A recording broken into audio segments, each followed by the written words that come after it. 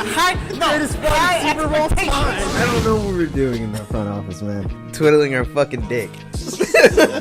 Ryan, I just need you to drink this. Wide receiver trivia. That's what she said. Her. What the fuck? Her upset. Are those crutches? You can see Ryan's crutches.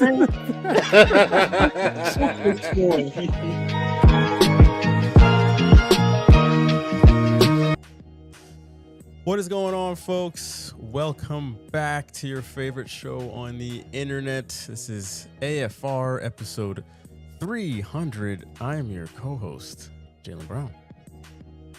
That is so fucking funny. I'm the one you love to hate because I'm always right. My name is Malin Dennis. And I'm your other great co-host, Nestor. I'm your other co-host, June Buckspade. Rolling in out of the PNW. Smoke behind me, fire in front of me, and a gun in my pocket. I am G-Money. And our special guest coming through in the ninth inning here. Brian, just in time, Open Gym TV. What's going on? What's going on, my boys? How y'all doing today? What's up? Ready to talk some football? Yeah. Good. Give me one moment here. Things are a little jumbled up. It would not be episode 300 if things weren't out of whack briefly. Hold on. Man. Okay, I'm just gonna kick it back to the countdown because we have the blessing of no one's watching right now, so it doesn't really matter at the moment. Countdown, transition. Okay.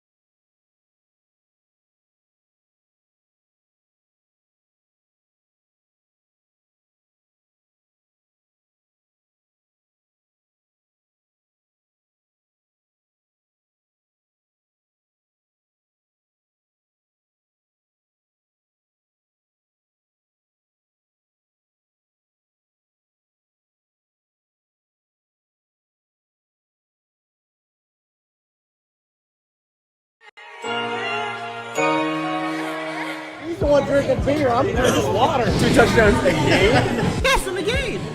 You're tripping. How high? No, high Super Bowl time. I don't know what we're doing in the front office, man. Twiddling our fucking dick. Ryan, I just need you to drink this. Wide receiver trivia. That's what she said. Her upset. Are those crutches? You can see Ryan's crutches. What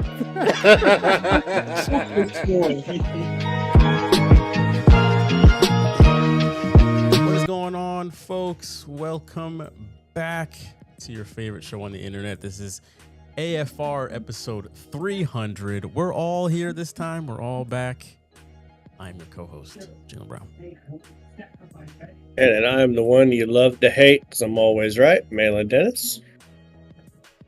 Your other great co-host, Nestor. The other co-host, June Spade. Rolling out of the PNW with a smoke behind me, the fire in front of me, and a 40 in my hand. I am G-Money. And our special guest this week, Open Gym TV, Ryan, making his third appearance on the show. Ryan, how are you doing, my man? Doing well, ready to talk some football with y'all boys. Yes, sir. Thank you for coming back for the third time on the show and our 300th episode, people. That's right. We've done 300 of these godforsaken shows. And in honor of doing 300 shows, we are taking 300 shots tonight. So if you all want to... I gotta go, guys. Thank you for having me. That's just like, I might as well just go to the bathroom and slam a toilet seat on my head and get the same effect. Just get it over with now. I'm just gonna lay on the floor. Just gonna lay on the floor right now. God. Let's cheers, everyone, to a great 300th show. Well, put up there again. Pink. Put that down. Oh, I'm sorry, where we're taking. With a whiskey chaser. A whiskey shot with a whiskey drink chaser. Cowboys fans need to do before the season starts. Had a long year ahead of him. Can't blame him. All right. We got a lot to talk about this week, folks, and we need to jump right into it because there's a lot to get to. So if we don't start now, we'll be here until sometime tomorrow. So we are going to start off with some sort of breaking news that has happened within the past couple hours. That is the fact that Russell Westbrook, hanging it up, Brody is done after 18 years in the NBA. Russ was an icon, man. He had a generational run. I don't think there's anyone else who's more fitting of that term than Russell Westbrook. Were you guys surprised that he decided to retire? He was a king before he was like, you know what? I think that's wraps.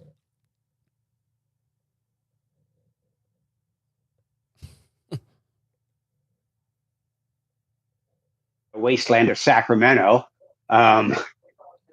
That's where And I just, well, I mean, he was there. I mean, I think he played. Nobody pays attention to the Sacramento Kings. So, I mean, I thought he'd retired. I thought at some point during last season that he'd retired. So, calling me shocked. I was not going to lie. I was kind of surprised that he decided this was the season he was going to hang it up. I mean, he's had one of the most decorated careers for the guy that, never won a championship, which, hey, that's a long list of guys that have not won. If you would have told me when Durant first left OKC that Russ was never going to win a championship, I would have believed you then. Yeah, actually, now that I think about it. But he did put up a lot of gaudy numbers in that immediate time, like when he first broke the triple-double record. He had an MVP year. But really, once he was out of OKC, he had like a couple more real bright spots. Like when he was in Houston with Harden. But it was a very steady decline for him. I will say the Lakers were an absolute circus. That was kind of hard to watch. I'm not gonna lie, but once he did find a nice spot with the Clippers, that was cool to see. But I think everyone knew after Houston, like this guy's definitely not going to win a championship. I am curious to see what he does after basketball, though. I know he's big into the fashion world, so I'm sure he'll lean further into that. But I would like to see. I'm sure he's going to do something else with the game of basketball in some capacity. It's just a matter of what that'll be. But that's my thoughts on it. It was always nice to see him like fight back against fans in the way that he did. Literally, just not in a like a I don't know, kind of in a way where it was kind of justified at times, most of the time. And seeing the talent throughout the years, like I don't know. I always respected the guy a lot, and it is sad to see him retire. But like you said, it was over. Yes. Russ, the game, I would say that the game will miss you, but in a way, it feels like you've been out of it for so long that I don't think it will now. But he was the last of, I mean, for the most part, he was the last of the highly athletic point guards. Like, we had him and John Wall and Derrick Rose, but all those guys can never stay healthy. He was like the only guy that was consistently playing. So God bless him for that, because he was a highlight reel. I will say this: I thought that if you'd have picked Durant, Harden, or Westbrook, who's going to retire first, I thought Harden with all them pillow suits he was wearing, I thought he was going to be the first one to go. Like he'd get out of shape, a little bit in shape, out of shape, a little bit in shape. I thought Harden was going to be the first one to retire, especially when he went to Brooklyn. I was like, hey, this is it. This is it. But I don't know. I have too much hate for OKC for me to really say a whole lot of nice things about him. I guess I could say I respected his game, but I didn't. But he'll go down in history as a great point guard. That's the nicest I can say. All right, good job.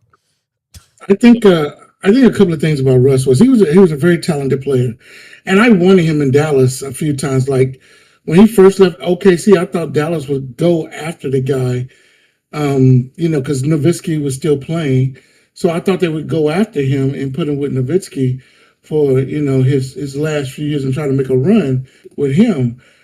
But for me, Russ never, when he left OKC, he never went to a team where his play style could ever get a team to a championship. I never saw his play because he needed the ball. Russ could not play off the ball as a point guard. He was a ball-dominant point guard, and he had to fill up the shit. He had to take 20 to 30 shots a night. It had to be him with the ball. And I don't think, and in today's NBA, the way that today's NBA is ran, I didn't see Russ' style as very viable in the league. He needed a coach that could say, hey, we need to take the ball out your hand a little bit and let's move it around, and then we can get you into situational we can get you the ball in situational ways. When he came to the Wizards, I got to see him play a few times. They actually made the playoffs. And not just the playing game, they actually made the playoffs with him. And he actually played very well up here in Washington. And I was like, I thought he was going to finish his career here. But, c'est la vie.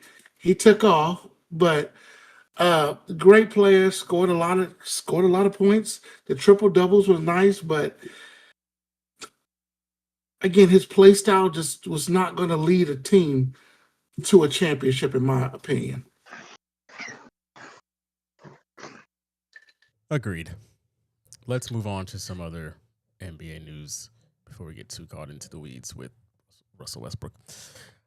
So the Lakers were sold this morning to Josh Kushner and Bob Iger. That's right, the Bob Iger, who finally, we all knew he was a big basketball fan. He could just never really show it when he was over at Disney. He always wanted to, but he's like, come on now. You can only see you at special events that involve the mouse. But now he's living out his fantasy. This is probably the closest he'll come to getting involved with the NBA, partially owning the Lakers. The team was sold for $12.5 billion just 14 months after the team changed hands last year, a little over a year ago. So this was a big shock when this broke this morning. Did not see this one coming at all. So what do you guys think about the Lakers being sold again?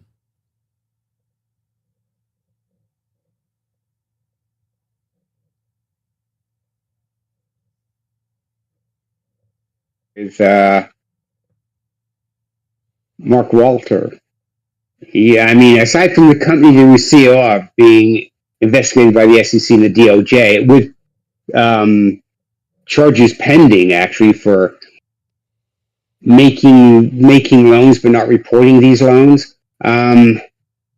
You got to think that maybe he figures that if you and obviously, since none of us are privy to the filings or anything, we don't know if any of the loans that he was CEO of the company made loans to him to help purchase the Lakers. But it just seems a little strange that all of a sudden, he's talking about, the Dodgerification of the Lakers and, changing the culture and changing everything else. And then, 14 months later, he's selling the team. You got to look and think, well, okay, cool. You make $2.5 billion, but why? Why are you doing this? And I guess the follow-up question would be, are the Dodgers the next team to be sold? Does he need to get as much cash as he possibly can to either starve off the DOJ and the SEC or pay what might be a massive fine to not go to jail? And the other thing, of course, is that Kushner and Iger were another group that were looking to get the Vegas franchise. So now you pull them out of the market, and now they're talking that Vegas they're looking at least $10 billion for a team in Vegas. And there's more interest in Vegas than there is in Seattle from the owners. So I don't know. It's a mess. And I think maybe a year from now we'll get more information and we'll see exactly what's going on. But it just, why sell your team when you just bought it, even though you made a $2.5 billion profit? You didn't buy it to make a profit, right? To flip it. You weren't buying houses, remodeling them and flipping them before before you went underwater on them. You weren't doing that. You weren't. You were buying a team because you wanted the team, because you liked the prestige that goes with it. And then sell it 14 months later. Yeah, there's a few things going on there. Yeah, I mainly don't like it because of the Vegas aspect of it. Anything that muddies the water for the expansion, whether it be Seattle and Vegas, because they seem to be kind of hand in hand. One's got to happen if the other's going to happen, kind of a deal. And they were two of the front runners. And for them to pull themselves out of that to buy the Lakers, and there's tons of rumors swirling around that Adam Silver was on phone calls on Sunday afternoon helping work this deal to happen. Elijah Money says you don't buy a team like the Lakers to flip it. Like, I mean, they went from the Buss family for what, like 50 years to this guy for a year and 2 months, and then now all of a sudden you have new owners. It was just weird. When I read it, I honestly thought that I was reading something that was like a year old. I was like, why did this just pop up on my feed? Because the Lakers were just sold. Like, when was the last time a major sports team in the 4 big leagues has been sold in just over a calendar year? Like, I'm not sure that's ever happened, at least in the modern era. I'm sure it's happened in other times. Yeah, but not I now. don't think so. I mean, I It's think never you may happened. be right. I don't think it's happened where you buy an NBA team and then 14 months later you're selling it. And for it to be the Lakers is the Mhm. crazy thing. Yeah. Yeah. I mean, like they've rarely changed hands. Like, to me, the Lakers are like the Steelers, man. Like they just had the same ownership for forever. And then you sell it, and then 14 months later you sell it again. I'm like, all right, well, damn. So yeah, it's weird. I just don't like the Vegas aspect. I don't. I want solidarity. I want, some concrete stuff happening with the expansion, and this just muddies the water a little bit more. Other than that, I don't really give a shit. It's billions of dollars I ain't never gonna see. Yeah, I think it's just kind of funny. Like, how much trouble do you have to be in where you're suddenly like, I need a couple $1 billion. Just real quick. Let me just go ahead and sell off this team like it's an iPhone that you have in a drawer somewhere when you need some extra cash. Like, you've got to be in some deep shit right now. Well, yeah, I mean, I'm pretty sure he was made to sell it. I think we're missing that point.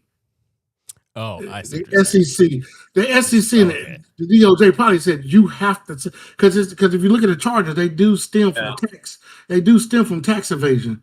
Usually, when you owe taxes, they make you sell assets. So And they were I'm saying he pretty had to get more sure. liquid. So I'm pretty sure this was. I'm pretty sure this was a. You're going to sell this team, or you're going to go to prison, and no that's matter how much money you got.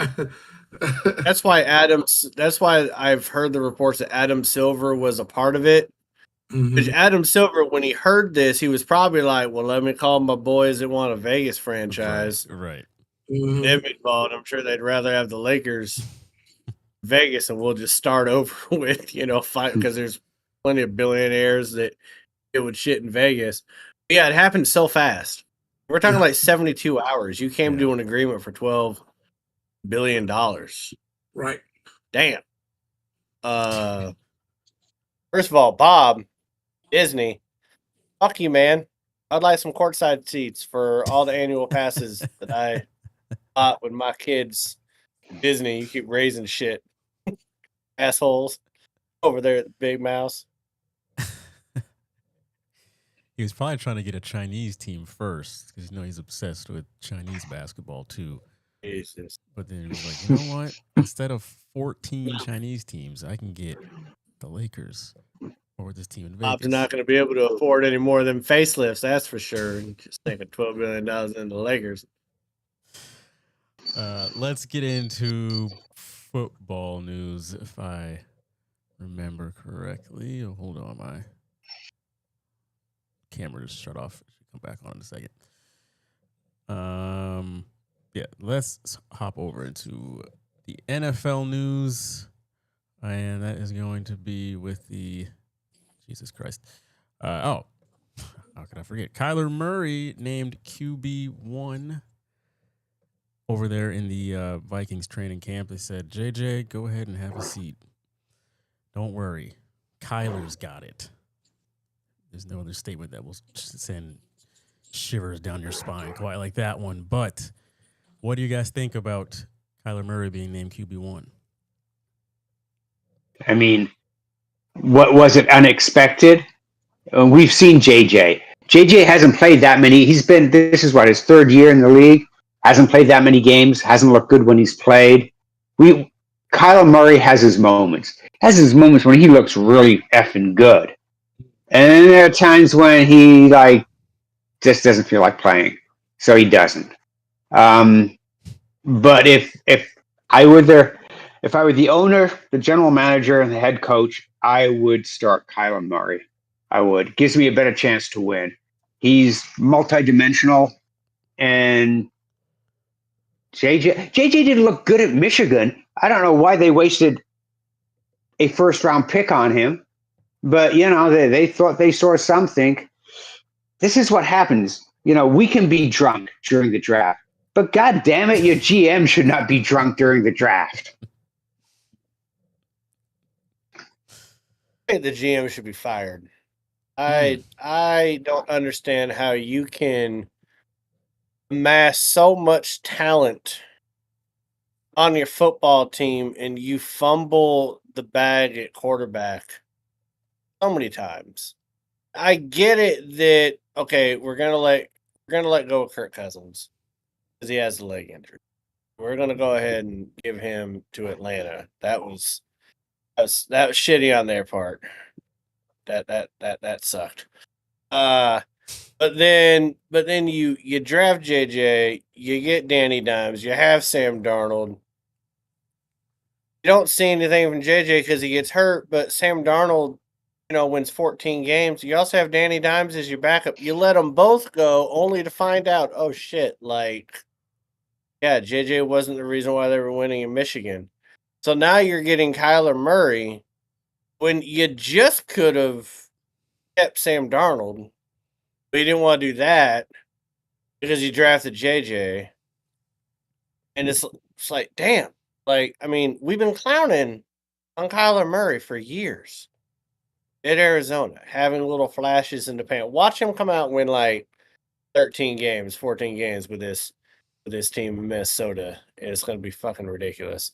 Watch him do that, and the head coach be saving the GM's job if that happens. But I don't know. I want to hear from Atlanta over here real quick. What do you think about Kyler Murray? And not even a preseason game. They're just saying, "Hey, man, you got it." I think it's probably the right choice. I mean, I didn't really understand why they went with JJ McCarthy either. Like everybody has said, he was very unimpressive in college. So I feel like they saw somebody and they said we can fix him, and they could not fix him. And so I mean, I understand the cons about Kyler Murray for sure, but I still think he's going to be a talented quarterback in the league, and especially with somebody like Justin Jefferson over there. I don't think he's had quite that talent in receiver in his career. But I think they'll be an interesting team, and I think it was the right choice. I don't think JJ McCarthy is going to be a QB1. I don't think ever in his career. But well, JJ, we may have seen the last of you. Well, I don't know. I'm sure we'll see something from him at some point. It's too early for them to just completely throw him to the side.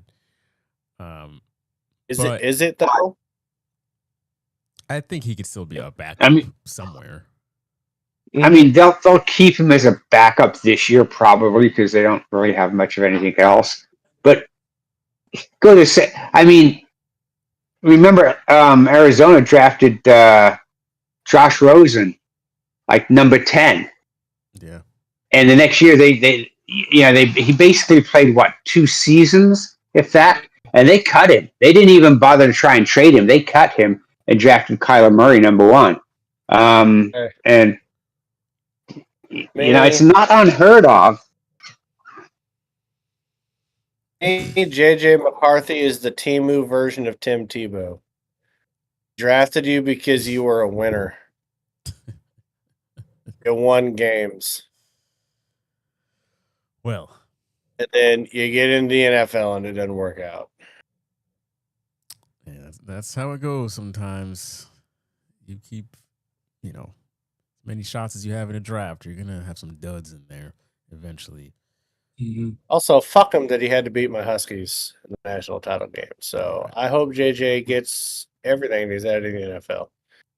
Well, he's getting all the money, so the thought is maybe I can be a backup for 6 or 7 years, making $4 or $5 million. He's going to the Jets. Come on now, we need to stop playing around. We know he's going to the Jets. Or Pittsburgh. Can't have all the back Cowboys. quarterbacks in the league.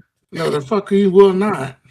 He's going to end Be up with the starting for the Cowboys. Cowboys. No, he Dak's will going not. to get He'll be in hurt. Seattle before he be with the Cowboys. But he'd win in Seattle. All right. Well, he won't Who have to do won Super anything. Bowls with Vikings quarterback? Let's move on to the next story here. Bye, JJ. See you, Kyler. Kobe Bryant. He is going to be out 4 to 6 months. Not gonna lie, the first time I read this headline, I was like, "Oh, no big deal. 4 to 6 weeks. He'll be back sooner rather than later." And I said, "Oh, that says months." Good God, this man is gonna be gone for a hot minute after having knee surgery from a pretty nasty injury in camp. Or I think it was just in like one-on-ones that he was doing. You just hate to see him out there in Chicago. What do you guys think about this one?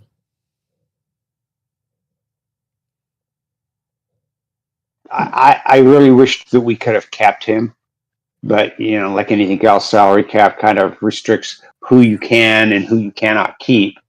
And yeah, he's a really good player, good person, and that just sucks. You're almost out for the whole season because let's be honest, you come back from that, you still got to get yourself back into game shape and everything else.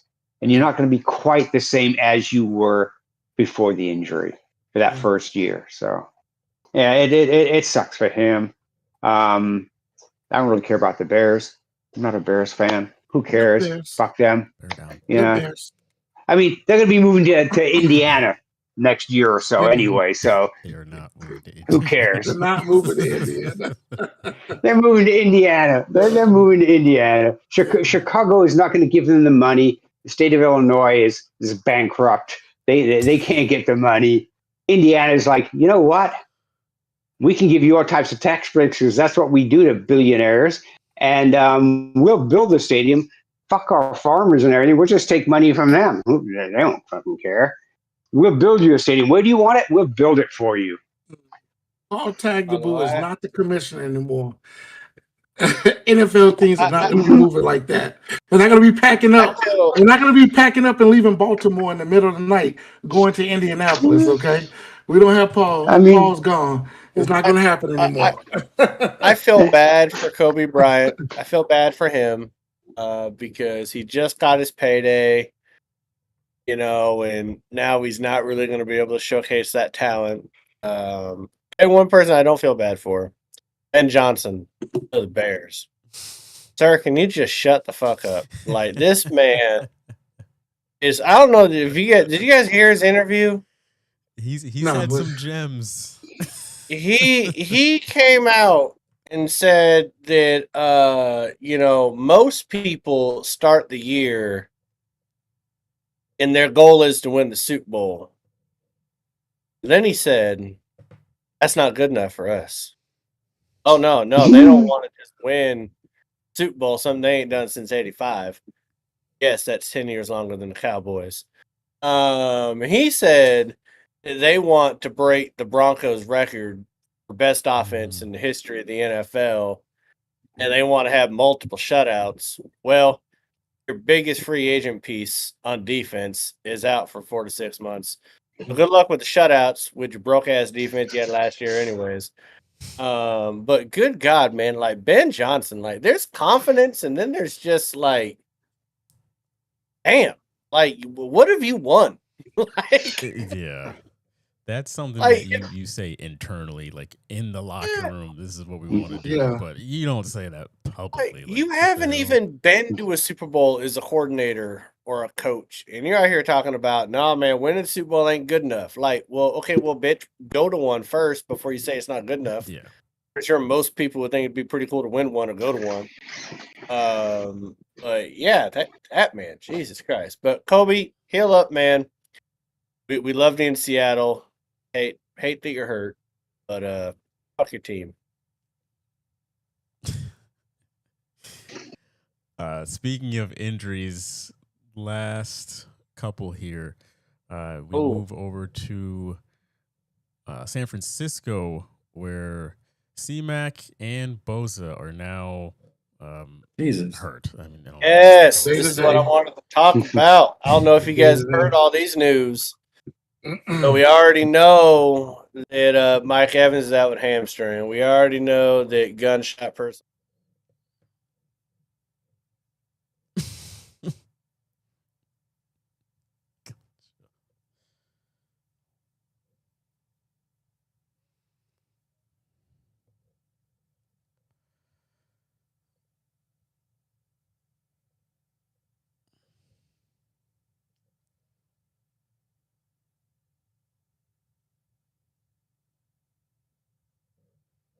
Mm.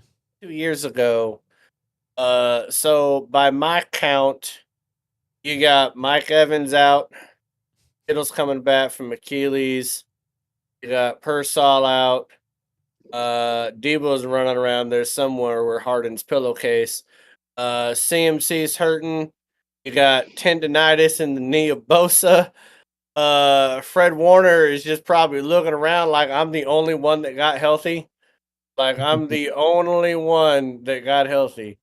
They didn't even play the preseason game, guys. Haven't even, and we didn't even talk about coach with his concussion.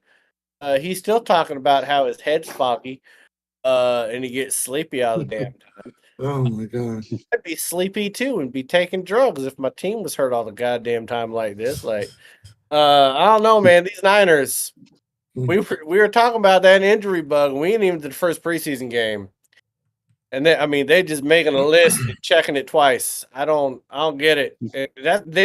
These they need even around the substation. These are injuries that happen in games and rehabilitation. I don't know what's going on with this team, man. Hey, don't count out that substation.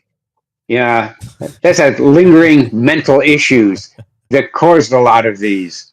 You know, got it from a reliable source that that substation fucked that team up, both physically and mentally. That's why fucking coach with his Tesla, who now he's blaming Elon Musk, drove into a wall, and players are going down with injuries. I can promise you that Kyle Shanahan lost some brain cells before that crash. As a victim of Kyle Shanahan, I can understand why he crashed. I mean, are they just like the most unlucky team when it comes to injuries that we've seen in the last like 30 years, 40 years? Like I can't even go back. The amount of injuries they get, man. I don't remember who it was, but I heard someone today reference them as Chernobyl. Oh my god! Shit! Yeah, you gotta put a protective dome over that practice field, man. You gotta need to. Yeah, do something. I mean, you fucking up worse than the Russians. That's not good. Yeah, I saw that where CMC probably will not be available for the rest of training camp. To be safe. They're going to hold him out. Well, that's him, Evans, and Kittle not practicing at all in training camp. Right. Well, last week I said, what did I say? Jalen clipped it and put it out there. I said that the guy is only going to be a 9-game season back. And then he immediately nicked something. And you know what? Like they got all this going on in training camp, and all they got to do is fly to Australia and play the Rams week 1. Oh, yeah. Week 1 is fly to another continent. What is it, like 17 hours away, and play a football game against the prohibitive Super Bowl favorites. It don't seem to have any injuries.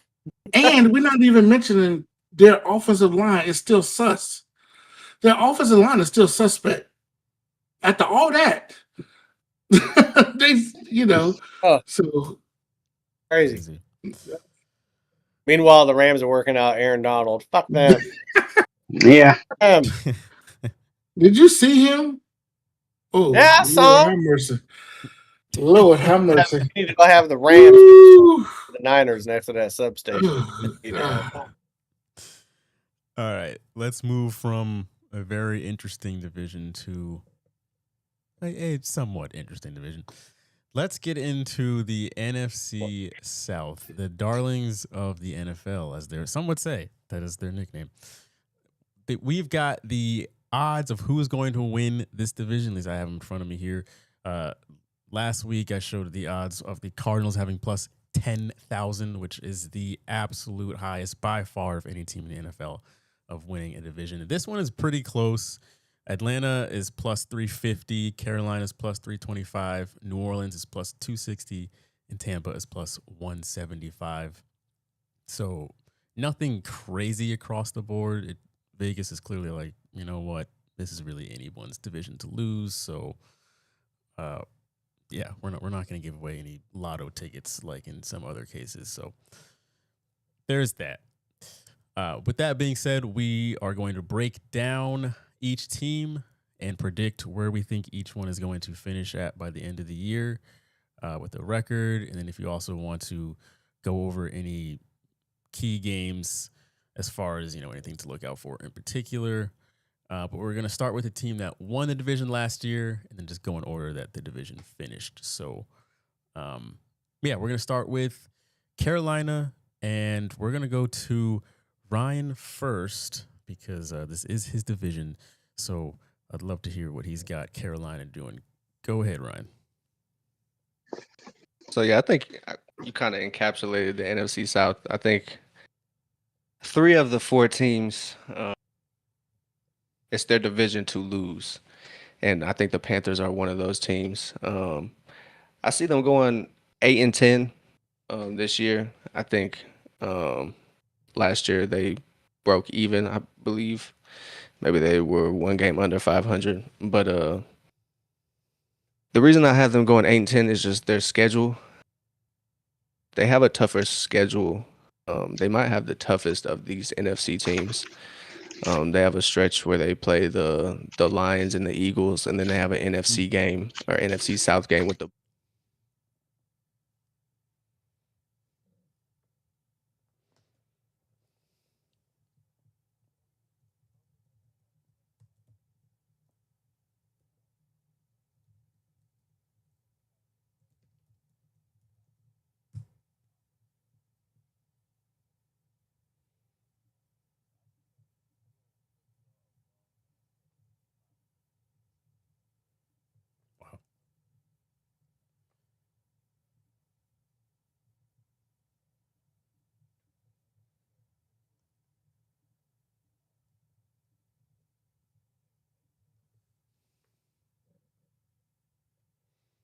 All right, 8-10 from Ryan.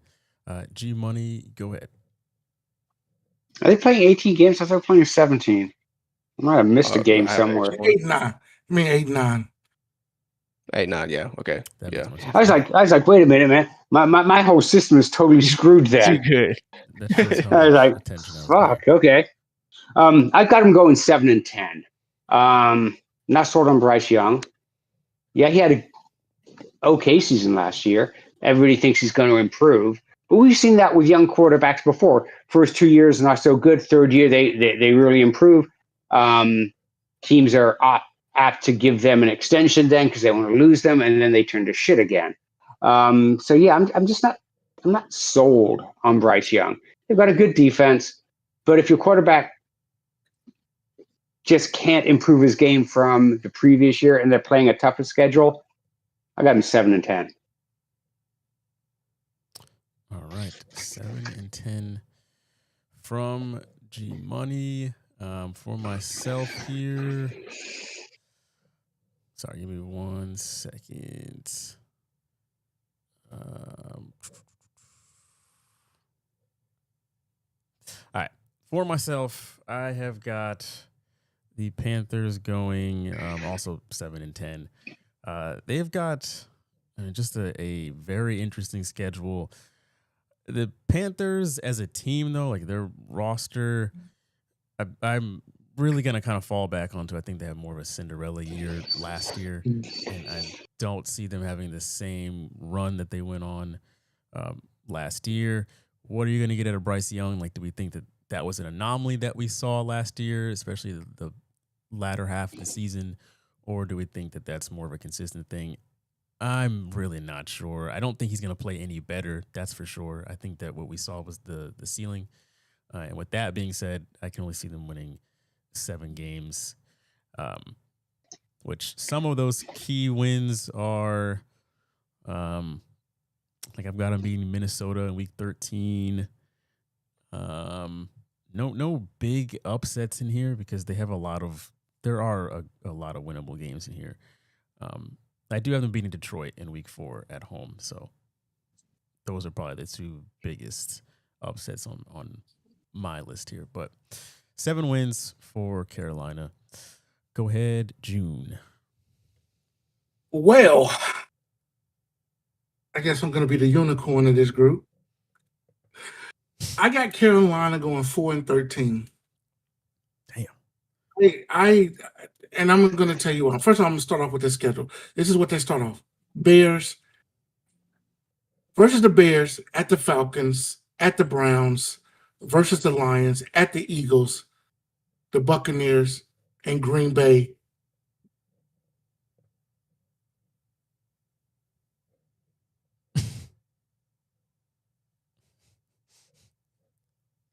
In that entire scenario. What week are they playing the Packers? Is this week 7 or 8? Week One of those weeks. 7 or 8? Yeah. Okay. You know, so maybe Parsons is back by then because they ain't won a game without Parsons. Yeah, so But they're playing at Green Bay, so you know. So my thing is, I don't see this team recovering after that start. There's too many good teams they're playing, and they're not a good team. They lost Dowdle, who was their workhorse last year. Mm-hmm. I know they got some guys, and they're going to be running back by committee, but Dowdle was their workhorse. He was the guy that when they needed that extra yard, he did it. Okay, I just remember that Cowboy game. If it wasn't for Dowdle in that Cowboy game, they don't win that game because he put the work in the 4th quarter against the Cowboys. And their offensive line is still a question. The offensive line, and they may be losing 2 offensive linemen for the season because they got 2 guys that's out right now on the offensive line. They got the left tackle that's going to be out, and they got the right guard that's also going to be out for a while. So you got all that combination. And again, the question about Bryce Young, what is he? What is Bryce Young? We do not know. And that is a problem when you cannot answer that question. So I got him going 4-13. 4-13. Go ahead, Malin. Oh, so the Panthers beat Dallas last year, right? Can't wait to see what that Dallas record is going to be for you. Listen, now I have the final records now, but my system started doing what Nestor's system started doing. I mean, Mine did too. I got screenshots. Mine did too. What I originally did, and it still doesn't make a lot of sense. But just bear with me. When I logged back in, it said that I have them going like 15-2, and I was like, "That's funny." So I went back to screenshots, and I can't even tell you what games I have them winning or losing because I don't have that anymore. But I actually had them going 11-6 when it was all said and done. I seem to be the outlier on this one. And you know, maybe I'm just a prisoner of what I was seeing at the end of the season last year, where Bryce Young was starting to figure it out. You beat the Rams. You gave the Seahawks, the eventual Super Bowl champions, some trouble in Carolina.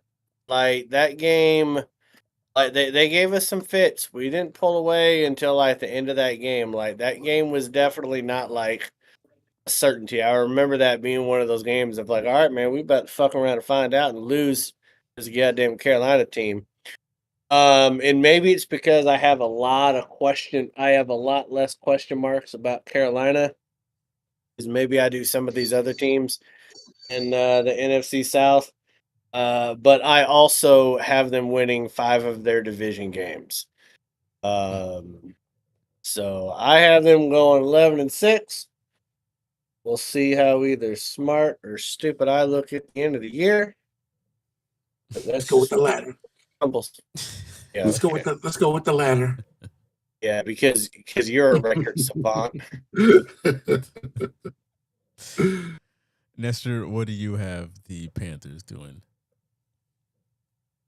I have nothing against Bryce Young. I just think he's mid.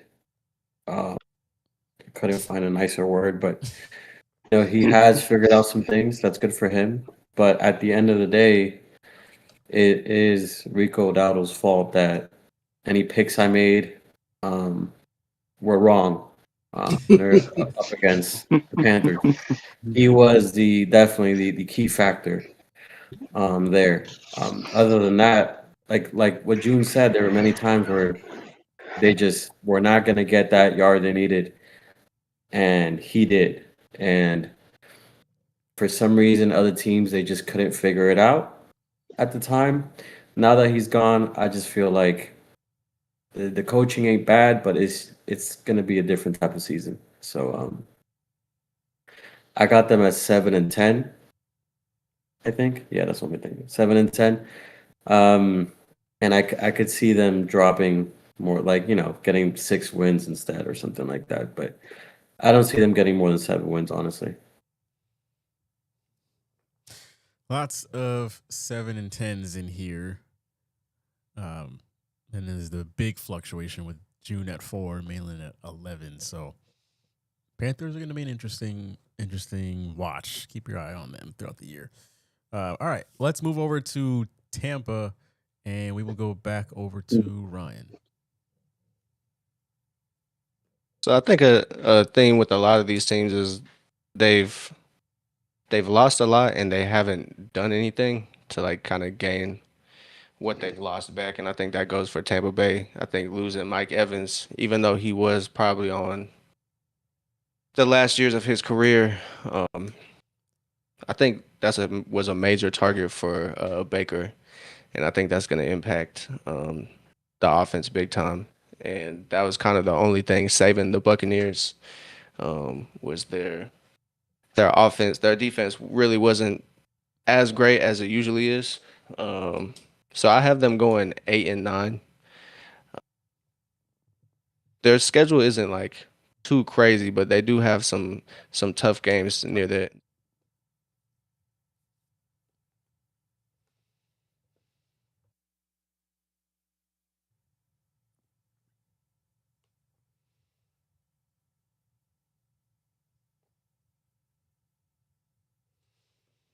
All right, 8-9. Go ahead, G Money.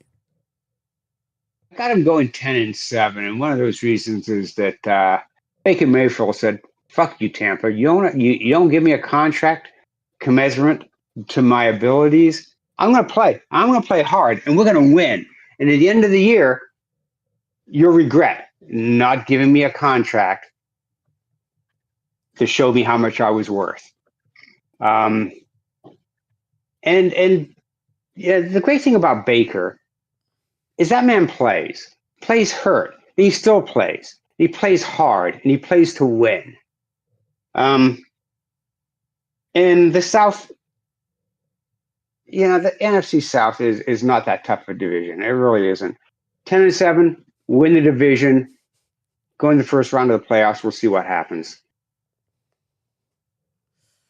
Man, 10-7. All right. I have got the Bucs taking a step back. I think Tampa has too much noise going on right now. They've got contract stuff with really their 2 star players with Vita Vea and Baker. So I think that they are between the 2 of them. Odds are someone's not going to get what they want on time. And I think they're going to be without, like, if the Vita Vea stuff keeps going on and he ends up missing time, like, they need him. He's a vital piece of that team. Mike Evans is already gone. And the rest of the team, the defense, I still don't like at all. With all that being said, I've got Tampa winning just 6 games this year. And most of them coming before their bye week. Only have them winning one game after the bye. So kind of similar to how they were last year, where they started off really hot and then they completely fell apart. But this will be even a bigger letdown. So, yeah, I've only got Tampa winning 6 games. They are not winning the division this year, IMO. Go ahead, June. Yeah, I got Tampa at 8-9. And it's all about Baker's. And I put a note. It's all about Baker's mentality. We know he's upset about the contract. He's basically said he's leaving at the end of the season. So he's going to be playing for a contract with another team, in my estimation. Whoever that team is, he's going to be playing for a contract for that other team. So I think he's going to play well, but I don't know how great the rest of the team is going to perform. Like I said, I got them going 8-9. They're going to win a division. They're going to win about 4 to 5 games within the division. But other than that, they're going to scratch 3 games together outside that. And, we'll see where they go from there. But, yeah, that's where I got them. 8-9 from June. Go ahead, Malin. Got him at 7-10.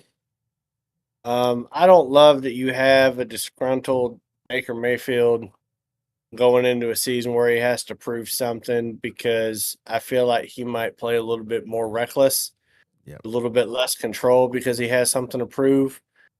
And he's not necessarily the type of person to learn from his mistakes. And, he put it all out on the field with Cleveland. What did that get him? Not a whole lot. You get rid of Mike Evans. I don't like your offensive line. Ibuka was like non-existent the second half of the year. I don't know what it is that teams figured out about Tampa's offensive schemes. And like you were saying, Jalen, like Vita Vea, Baker Mayfield, one of them's not going to be happy. Probably neither of them is going to be happy. I don't know how the Glazers have fucked this up so bad that they can't make one of them happy. Right. And I just, like you, I kind of think they have a little bit, like the second half of that schedule, like outside of New Orleans, every other team is probably playing for a playoff berth or trying to win their division in the NFC South. It's going to be muddy at that NFC South. They're kind of, the way they trailed off last year, just kind of made me feel like that might be a sign of things to come a little bit there. So I got him at 7-10. And I'm really hoping I'm right, by the way. You can call it a homer pick, but fuck that team. Go ahead, Nestor. I got them at 7-10. I agree that they're going to take a step back. The whole thing with Baker, I just feel like that first season he came in with not much to prove. I feel like it's easier for him to. He plays more comfortable when he has nothing to prove. But after the hype and the noise, we kind of saw in the later half of the season, not some great things from him. Not that first half, Baker. And I think the organization is calling that, rightfully so, and they're smart enough to see it, and that's what we're going to see. So, yeah, they have some great young wide receivers coming up now. They do have Bucky Irving, but at the end of the day, I just don't. Long term, I don't feel like Baker's going to play great, and I feel like the team is going to take a step back and lose a hold of this division finally. So, All right. Now we're going to the next team here. Let's move on down to the A with Ryan's squad. Ryan, what are the Dirty Birds doing this year?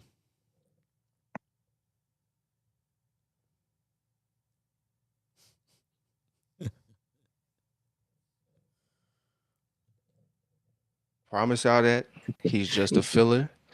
As long as we can, get a couple dubs with him holding it down, I think we'll be all right. But I really do feel positive about the Falcons, although the news a couple weeks ago of Jalen Walker going down really I think impacts what they'll be able to do, and we still gotta wait to see if James Pierce is gonna face any trouble or any repercussions from the league for his altercations this summer. So I think we gotta wait a little bit to see how our defense is gonna look. But I think through the draft, even though not having a first round pick, I think is going to help. Harold Perkins at the line, I think he will probably fill in for Jalen Walker. So we might have a somewhat fill in on defense. I think the Falcons this year will go 12-5. With all that being said, and I think.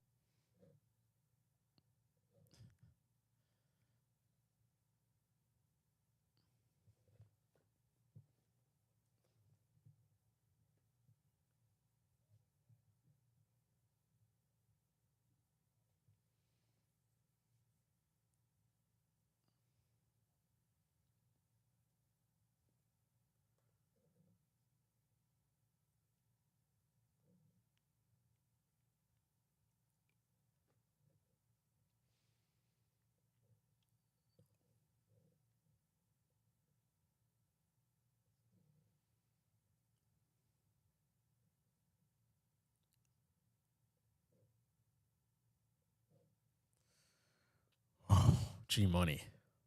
To help me. Yeah. So you have a massive question mark at quarterback because you got two quarterbacks that are perpetually injured, and you don't know how long you can keep them healthy. Last year, I had high expectations for the Falcons. They had signed Kirk Chains. They drafted Michael Penix. We saw him up here with the Huskies, and we thought the future looked bright. We did. We were like, you guys are probably roll in the South for the next couple of years. But then Kirk, with all the offense you had, and you've got great players in offense, wide receiver, tight end, running back.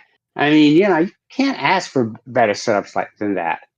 And yet Kirk Cousins fucking robbed you blind, and then Michael Penix gets injured. And, it's like funny because, another injury similar to what he had at Indiana. We'll see. We'll see if he can come back, and if he's going to be the same. Because now we're talking 3 injuries, and it's like, just how good is he going to come back? And Tua's a walking injury. That man could go into the cafeteria, pick up a milk, and get a concussion. So I mean, I got you guys, and I hate to say this because some of this is projected from other games that we've already picked. I've got to go 3-14. 3-14. Damn. But hey, maybe you can get another quarterback. Golly. Sheesh. Well, I mean, play a game without a quarterback and see how well you do. That's fair. Well, Ryan, you ain't gonna like me either. There is not much about this team that I like this year. This team seems like a bunch of pieces that don't really fit too well. Kevin Stefanski, I feel like he almost should have sat out a year and be like, you know what? If Atlanta's the only opportunity on the table, I'll be back. Let me see what the landscape looks like a year from now. I just can't get past Tua and Stefanski. That just sounds like oil and water. I don't know how that's going to work. Positively, that is. I don't like the fact that Matt Ryan is now the pseudo GM, and he seems to have more power than he should of the team. Don't know how that's going to work. Bijan, there is a highlight. I do love Bijan. He'll be great. He'll be asked to do a lot, as he should be. But besides that, there's just not much about this team that it's like you could hang your hat on outside of Bijan Robinson. I mean, wide receiver wise, if their name is not Drake London, can anybody else besides Ryan name a Falcons wide receiver? Yeah, they got Dotson. There we go. Dotson at number 2. Do they have Dotson? Oh man. Now there's a highlight. So they played 1 year, but I mean, I've got him winning 4 games this year. So yeah, go ahead, June. I got 2 notes about Atlanta because I picked them to win the division for the last 3 years. I had picked them to win this damn division. I did. And I was like, this is, with the talent they had on that squad, I was like, I was like, but good Lord, have mercy. They just kept letting me down. And the 2 notes I have about this team is they got a new head coach and they don't have a quarterback 1. They do not have a QB1. If this team would have gotten Kyler Murray, I can see them winning the division. This team, and that's Kyler Murray, and I'm speaking highly, because I think that Kyler Murray still got some game in him. And I wish Atlanta would have went out and got Kyler Murray before Minnesota did. I think they would have a much better chance where they are right now. But I cannot trust this team right now. I don't trust I think the running game is going to be great. I think Bijan is going to be great, but I think teams are just going to key in on them. I think right now what's going to happen is, especially since they lost Algiers, I think that's a big loss, So I think what's going to happen is you're just going to see them dogpile. They're going to put 8 men in the box, and they're going to tell to Rush or Penix when he comes back, you got to beat us. You got to beat us. We're going to stop your running back, and you got to beat us. You got to throw over the top. Can you do it, and can you do it consistently? And that is going to be the question. If Atlanta did not have a question about the quarterback situation, I would have gave them 9 wins and win a division. But in good faith, I could only give them 5 wins. I got them going 5-12. Right. We're moving up. And that's slowly moving up here. We went from 3 to 4 to 5. Okay, we but that's where I got them at, and that's only because of the quarterback situation. It's the quarterback situation that has to answer the questions. So I hope I'm wrong. They win more games. They win that division. Maybe I'm the reason, because I kept picking them, that they didn't win the division the last 3 years. So hopefully, maybe I pick against them, and they prove everybody wrong. They'll be this year's Minnesota from a couple of years ago. They end up winning 13 games just out the box. You're like, wow. But that's where I got them at. I got them at 5-12 right now. Someone needs to go track down Tua's ambulance that you just heard back there, because you probably pretty sure that was from Tacoma with G Money there. That's it was heading down to Atlanta, pretty sure. Getting ready to get on I-5 and head south. Now, I will say this, Ryan. Like, you are talking to a bunch of people that have been picking Atlanta. Yeah. For the last few years, we've been bullish on them, and every year they've been fucking us. Okay.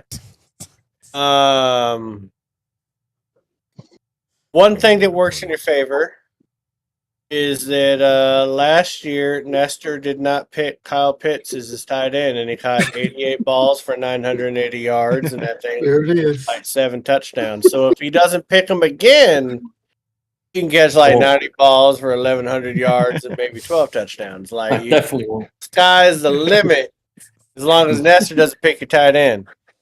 I do think that Bijan Robinson, as long as he gets that dick off his head, whatever the fuck hairstyle that is. Why do you hate his hair so much? Have you seen it? Have you seen it? I have seen Somebody- it. Yes. Somebody fire a publicist. He's going to be good for 1,400 yards. Whether or not he's going to get the touchdowns, I don't know. Now, he did catch a lot of passes out of the backfield last year. He did make a lot of production, so I still think it's kind of weird that he's like number one on a lot of fantasy boards, just because you have the question mark at quarterback. And this is really where it's going to, your season's going to ride or die on one thing. First of all, Tua is going to get hurt. We know it. And you want Tua to get hurt. Why? Because he could complete 67% of his passes last year, but he threw 20 touchdowns, 15 interceptions. Does not protect the ball. Not going to protect the ball in Atlanta. Now, Michael Penix. You drafted Michael Penix out of the University of Washington. What you've gotten so far is Michael Penix out of the University of Indiana, which is injury prone and not producing a lot. You need the Michael Penix out of the University of Washington, which is still the quarterback that I think he can be. I was bullish on him. Man, the shit I said on this show about how he would end up having the best career out of all them quarterbacks picked. And so far he's had the worst. It's not a good look.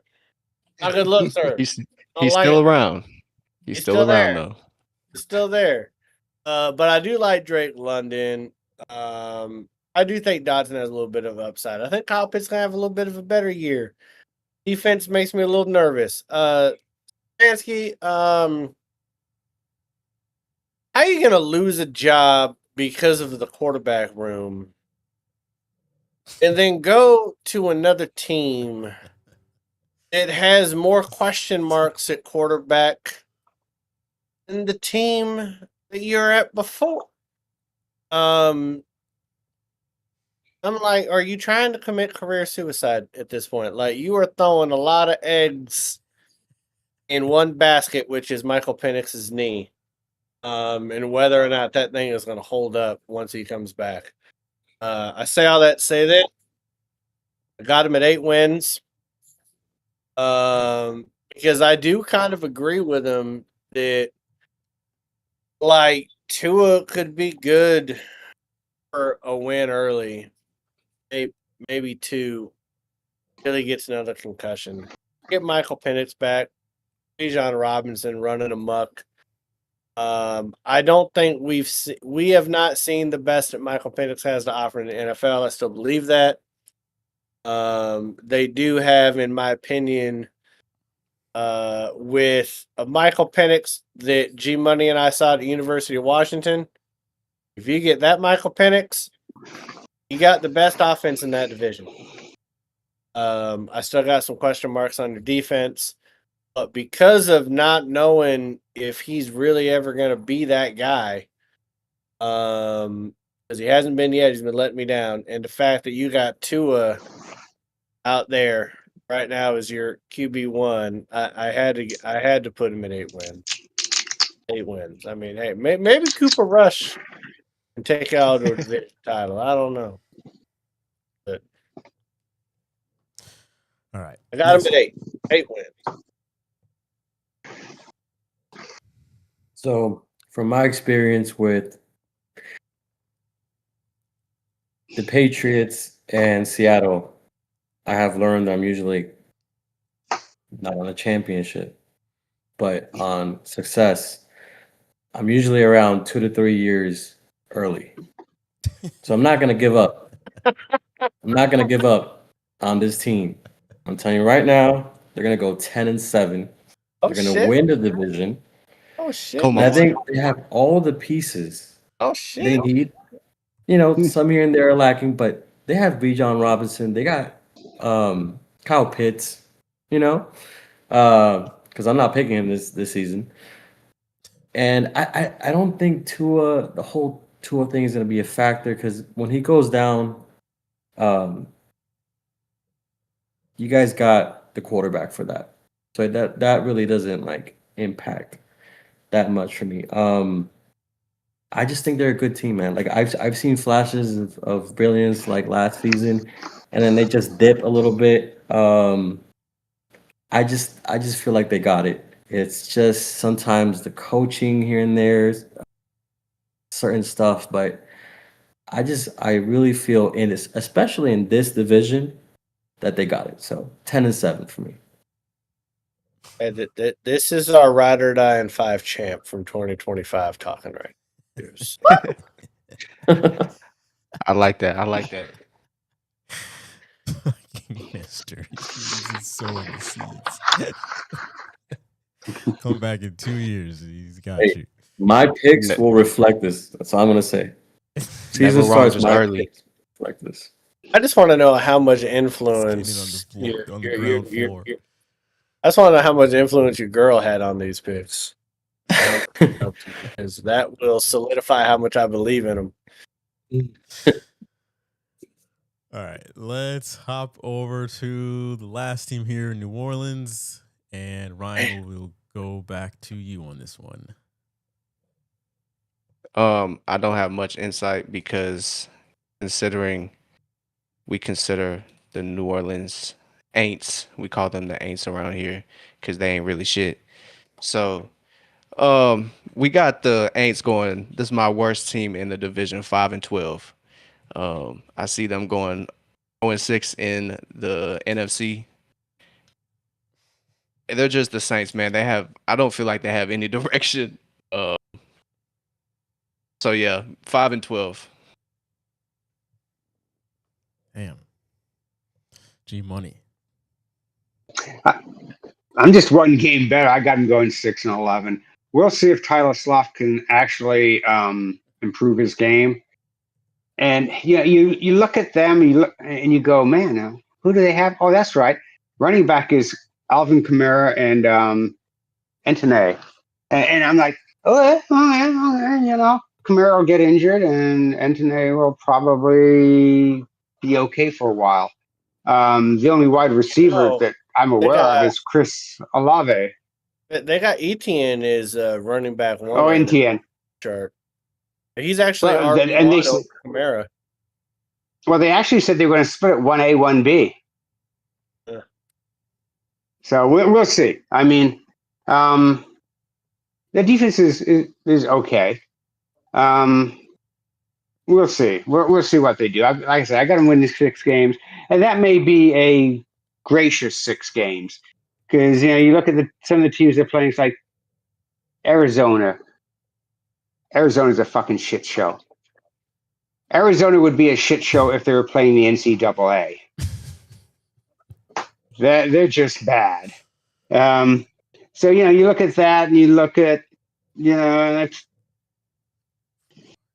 maybe they pull off an upset somewhere down the line. You're not sure with Minnesota is Kyle Murray going to be like the Kyle Murray we've seen at times with Arizona where he lit it up, or is he going to be the Kyle Murray that gets pissed off, goes sulks on the bench, picks up his iPad and starts playing Call of Duty? Not quite sure. We'll find out. But yeah, 6-11. 6-11 is the Carolina Panthers. I'm sorry, the New Orleans Saints. I should combine the two. If I combine the two, they might actually have a winning record. They still won't have a quarterback. No. They have Tyler Sloth. And he he played well. Tyler Shaw. Nobody knows who that is. Nobody knows who that is. Hey.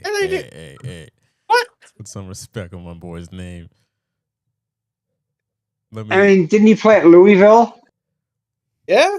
Hey, he put up some good numbers when he started last year. Yes, he That's did. some good numbers. That is why I have the New Orleans Saints winning this division next year. And I got them winning with 9 wins on Jesus Christ. Yeah. Jesus year. Woo! Ah, damn. Listen, I saw some. You thought my Carolina pick was smoking that loud tonight. Smoking that loud. My Carolina pick was crazy. You better go after his ass y'all on this need one. to stop putting down Tyler Shuck because he had some good games last year. I mean, he was working with a bad battery and some flat tires that he was throwing the ball to, but now they replaced the tires. Chris Olave hopefully stays healthy. They've got a new rookie over there who's been looking very good. Jordan Tyson at wide receiver. Look out. Nobody better take him in fantasy because I'm about to scoop him up late in the game. Well, now you're not. Etienne. No, yeah, not that you said that. Y'all ain't even gonna remember who he is. Etienne, Kamara, the two of them in the backfield. Like G Money said, their defense is fine. It's not great, but it's fine. It's passable. You're giving Kellen Moore another year at head coach. I like the whole team all around. I don't really see any like glaring areas. As long as Tyler Shaw is taking another step forward, I don't see any glaring areas where the team is just overall bad at. So I think the Saints are going to have a bounce back year. They've been so bad for so long. They deserve this. And I think they also legitimately do have a pretty solid roster. So 9 wins. June, go ahead. What are you going to say? They win one game next year or something weird? Well, he doesn't like Kellen Moore, so probably. Well, the thing is, I think that the Saints are going to be one of those teams, and they're going to set up to do what? They're going to set up to get Manning. His grandpappy paid there. They're going to set up to get Manning. This team is going 3-14. They are not going anywhere with Tyler, whatever the fuck his name is. Okay? They got their depth chart at quarterback is Tyler shit, Spencer shit, Zach shit, and Hunter shit. That's their quarterback room right now. That's the New Orleans Saints quarterback room. And Kellen Moore is the best quarterback they have on their roster. And he was shit in the NFL. Okay? So that's bad when your coach is the best quarterback on your roster. Okay, he might as well suit up and go play himself and just draw plays in the damn dirt, because that's what this team is going to be. No, the New Orleans Saints, they're setting up to get Manning. They want to be in that Manning lottery. What a better way to bring back this team and to bring back the richness of New Orleans is bring their golden boy back home and make him the quarterback next season. After he wins the national title and wins the Heisman, Manning is going to be the number 1 pick to the New Orleans Saints. 3-14. June, you need 9 wins. You need to put some respect on Kellen Moore's name. 9 wins. Maitland, talk some sense into June. Get him back. Reel him back in, please. There's no reeling back in. I mean, first of all, why would New Orleans want another Manning? What did they do with the last Manning? Did they win a lot of games in the last Manning? Retribution, man. Retribution. Retribution? Yeah. I think that's called reparations. What you're talking about. No. They feel like they're owed something because they weren't able to win nothing with Archie McKinnon. First of all, they don't want another quarterback. They like the quarterback they got, and I think they should. That man came out and was slinging it, completing over 67% of his passes. I mean, I think he only started like 5 or 6 games. Didn't he? Yeah, I think so. How many games did he play? Yeah, he threw for like 2,300 yards. Yeah. Now he had 6 interceptions, but he had 10 touchdowns. But he showed something better than most other rookie quarterbacks did last year. Like he actually showed that he could be a franchise quarterback in this league. You put him with a semi-healthy Chris Olave because I know he's going to miss some time. I think getting Travis Etienne was a good deal because you're spelling Alvin Kamara. I can't believe Alvin Kamara is still in the damn league, to be honest with you. I was like, to me, like I was just as shocked as I was that Westbrook retired today because I thought he was already out of the league. When I look on the depth chart, I see Alvin Kamara, and I was like, "Yeah, damn, he's still running." Like Drew Brees just made the Hall of Fame, and this man is still playing. So that's crazy. But I am a believer in Kellen Moore and his offensive philosophy. I don't know how much of a believer I am. And look at G Money, the 1942.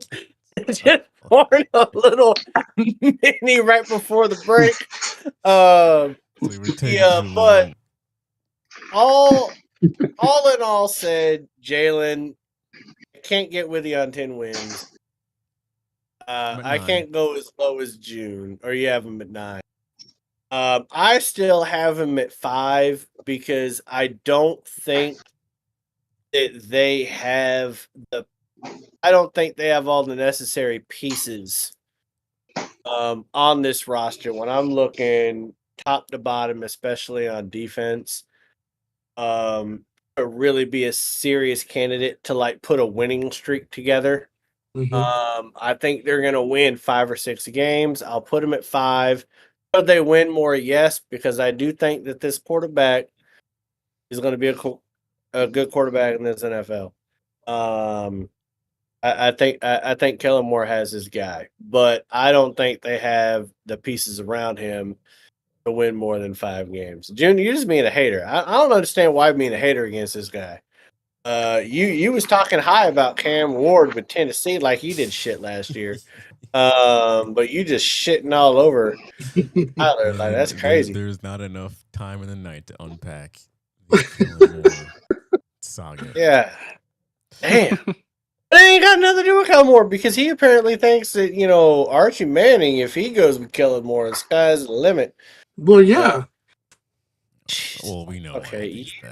Do you have a longhorn up your ass, you Homer son of a bitch? Maybe. Nestor, what are the Saints doing? I think they'll get like 2 or 3 impressive wins like they did last season, and then they'll end up 5-12. Nothing really impresses me about this team. I don't know. They just don't have enough right now for me to say they're going anywhere. So yeah. That's fair. All right. That's gonna do it for the first half of the show. We definitely need to go to a break because the time. So we're gonna go to break. We've got G Money's memoir on the other side. We've got a few comments to read on the other side, rapid fire, and then what's up with that? Hey, rapid fire.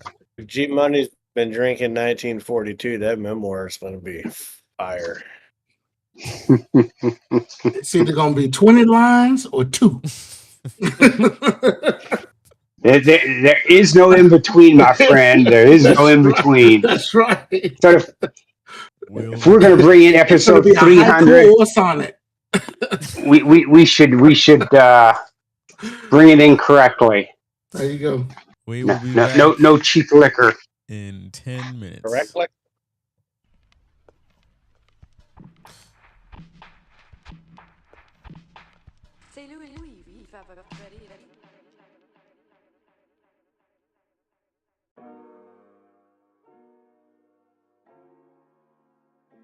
I thought it was an interesting move by Coach Stephanie White.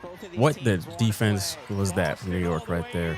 Anyway, I thought it was interesting by Coach White to start Timpson over Twin in this game. Turns out it worked wonders for them. Shout out to Michaela Timpson for being a defensive anchor for Indiana because that's really what they need. This first half was really all about Kelsey Mitchell. She had 20 points by halftime. She cooked them alive. Caitlin Clark had 4 turnovers in the first half. Those were her only 4 turnovers of the entire game.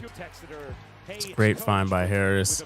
I really wish Harris and Raven Johnson would get more playing time. But I don't know. Don't hold your breath on that one.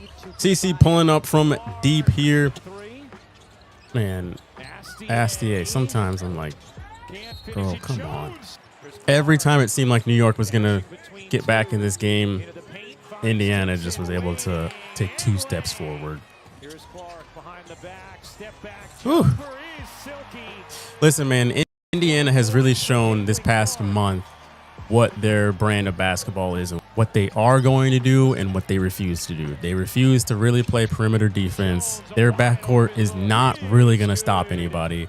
But it's an even trade-off because it's like, you know, we're not going to stop you, but also you ain't going to stop us. Side note, watch how Stewie is going to rock the baby here. Because really, they're only good defenders. It's like Aaliyah and Timpson, sometimes Billings. If you look in the past month, today's August 12th, since July 12th, in all of their wins, besides the Chicago win the other day, they've put up 100+ points in every single one of those wins. In all of their losses, which has only been a few, besides the Minnesota loss, they've put up under 100 points. Minnesota, they still put up over 100 points and lost because Minnesota says, that's fine. If you want to run up and down the floor all day, we can do that too and still beat you. And that's exactly what happened. But that is the Fever's brand of basketball as of late, is to play fast. They're going to be sloppy with the ball, but can you get to 100 points before we can? That's what they're all about. Anyway, CC and K-Mitch combined for 50 points. K-Mitch put up 28 points. CC had a double-double with 22 points and 10 dimes. Fever getting it done.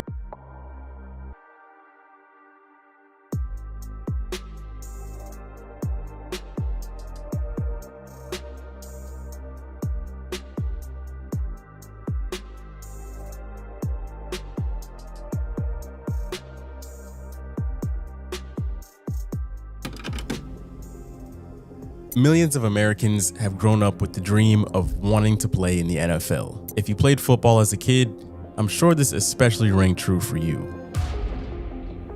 Somewhere along the timeline of you playing football, someone probably informed you that the likelihood of you playing in the NFL was very, very low, almost a 0% chance. It's a harsh reality that most kids are met with once they have to start looking ahead to life after high school. Crazy enough though, the NFL has seen several pairs of brothers get to play during the same window of time. For this story, we're going to look at Stephon and Trayvon. So how did two of the most electrifying anomalies go from superstars to trying to make their way back into the league?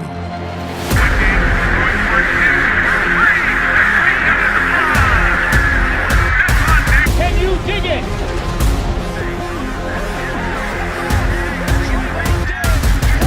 Can you dig it?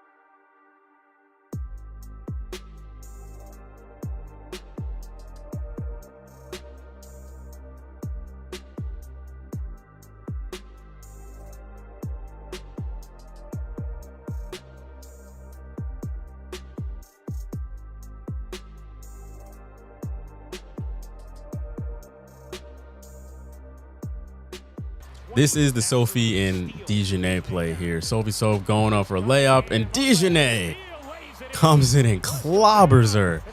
Now, this was a flagrant 2. The refs did upgrade this to flagrant 2. Dejanay got booted up out of there, and rightfully so. I don't think anyone can actually look at that and say that's not a flagrant 2. Very unnecessary. She should have been kicked up out the game. Update. I was about to ask you guys if you thought this was personal or not, but I just saw that Dejanay Carrington did just post on Instagram or Twitter or something and said, in all caps, said white privilege at Indiana Fever. So yes, this was obviously more than just about basketball here. What do y'all think about this? Let me know in the comments below. McVay's a good coach, but he's not Kyle Shanahan. And Kyle Shanahan is a great coach. If Stafford goes down, I think the Rams go down. They better protect Stafford as best they can, because they could have the greatest defense in NFL history, and that's not going to help them if they can't win games. I'm going on the fact that they go 13-4, and like I said, it comes down to total points. Seahawks and Rams will split home and away. They'll end up having the same record in the NFC against same opponents, and it'll come down to points. Third time that Indy and Vegas played each other this season. First two matchups, Indy won. But in this third matchup, we had a game. There was no blowouts here like in those first two games. It remained pretty close throughout the first quarter. CC had the dimes going all first half. And everyone was moving well off the ball in the first half. Yeah, Aaliyah Boston had a great first half. She ended the game with 21 points, hit 3 3-pointers. And in the second quarter is where Indiana just put their foot on the gas. Aaliyah Boston could not miss a 3-pointer in the first half of this game. A 20-point lead is what Indy had with about 4 minutes left in the second quarter. And then Jackie Young said, you know what? To hell with this. Vegas forces a turnover here. Good hands. Jackie Young feeling it. She's going to pull up here on K. Mitch. Take that one with you. Comes right back down the other way. And one right in the middle of the floor. Just like that. 10 points from Jackie Young. And then in the second half, she picks up right where she left off. So, I mean, Jackie Young single-handedly got Vegas right back into this game in a matter of just a few minutes. Fever had such a bad third quarter offensively. They just were not moving the scoreboard at all. I said, what the hell are y'all doing? Indy only put up 9 points in the third quarter. That is embarrassing. I don't know what the hell Stephanie White was thinking in the second half of this game, because they clearly were not playing the same offense. This was crazy here. So Fever down by 2. TC brings up the ball herself and just pulls the trigger on this deep 3. She gets a great steal here to get just 2 easy points. With just under 2 minutes left, she's going to pull another deep 3. Take that one with you. But they didn't show how it ended up like this. Indiana should have put this game away from the free throw line, but K. Mitch missed 1 free throw. Vegas should have gotten the ball right back then, but the refs blew a call. Caitlin Clark ends up on the free throw line. She misses both her free throws, and then Vegas is able to secure the rebound, and they get the ball back here with just under 5 seconds left. Aaliyah Boston should have, oh my God, that should have been over right there. Somehow Chelsea Gray gets the ball off of a pump fake and sends this shit in overtime. And it's going to be CC versus Asia here, and Asia says, absolutely not. Give me that ball. They push the ball up, don't call a timeout. Find the hot hand, and she sends him home with a dub. Chelsea Gray, my goodness. Chelsea Gray, man. What a game.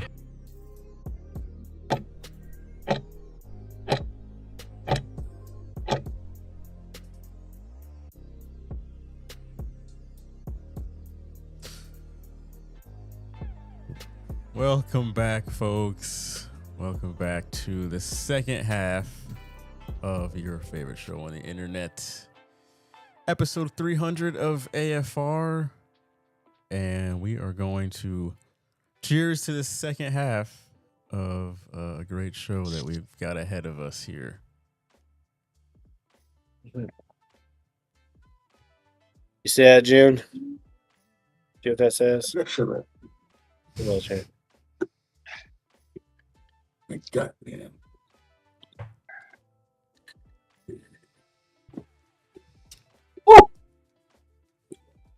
Man, thanks for everyone that does come out and fuck with us throughout the 300 episodes. Whether you were here in episode 299 or you came along in episode like 9, when like, shout out to the real OG.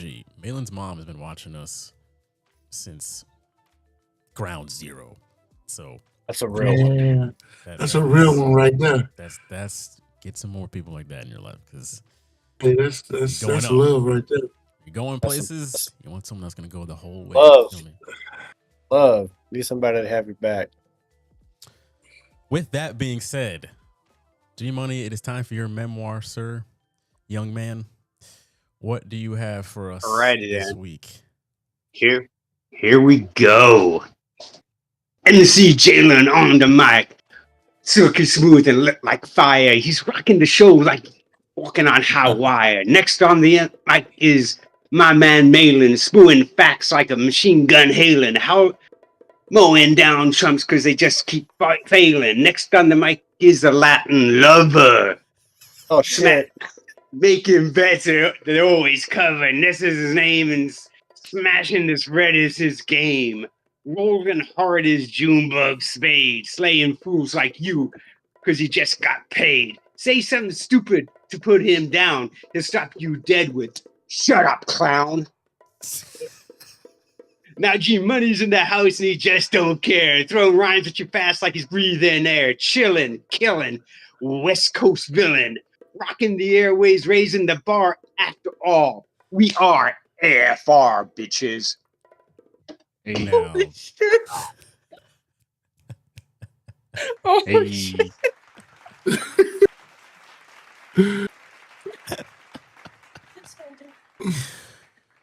Oh man. Oh no. There's the I don't ice, know, man. Between I don't know which one was better, the one with Nestor or the one with June, but both of those I don't even think Nestor realized he was talking about him when he started off with Latin Lover. He was like, "Wait, what? Oh, my bet's covered. Yes, thank you, Amber." He was like, Amber's like, "Can you make that your ringtone?" "Oh my god, that was good." You even got June Shut Up Clown in there. Oh, I love it. That was perfect. folks, if you want that in your Spotify playlist, you gotta hit up G Money directly for that. I don't have the rights to the music, so Yes. How do we get that to happen now?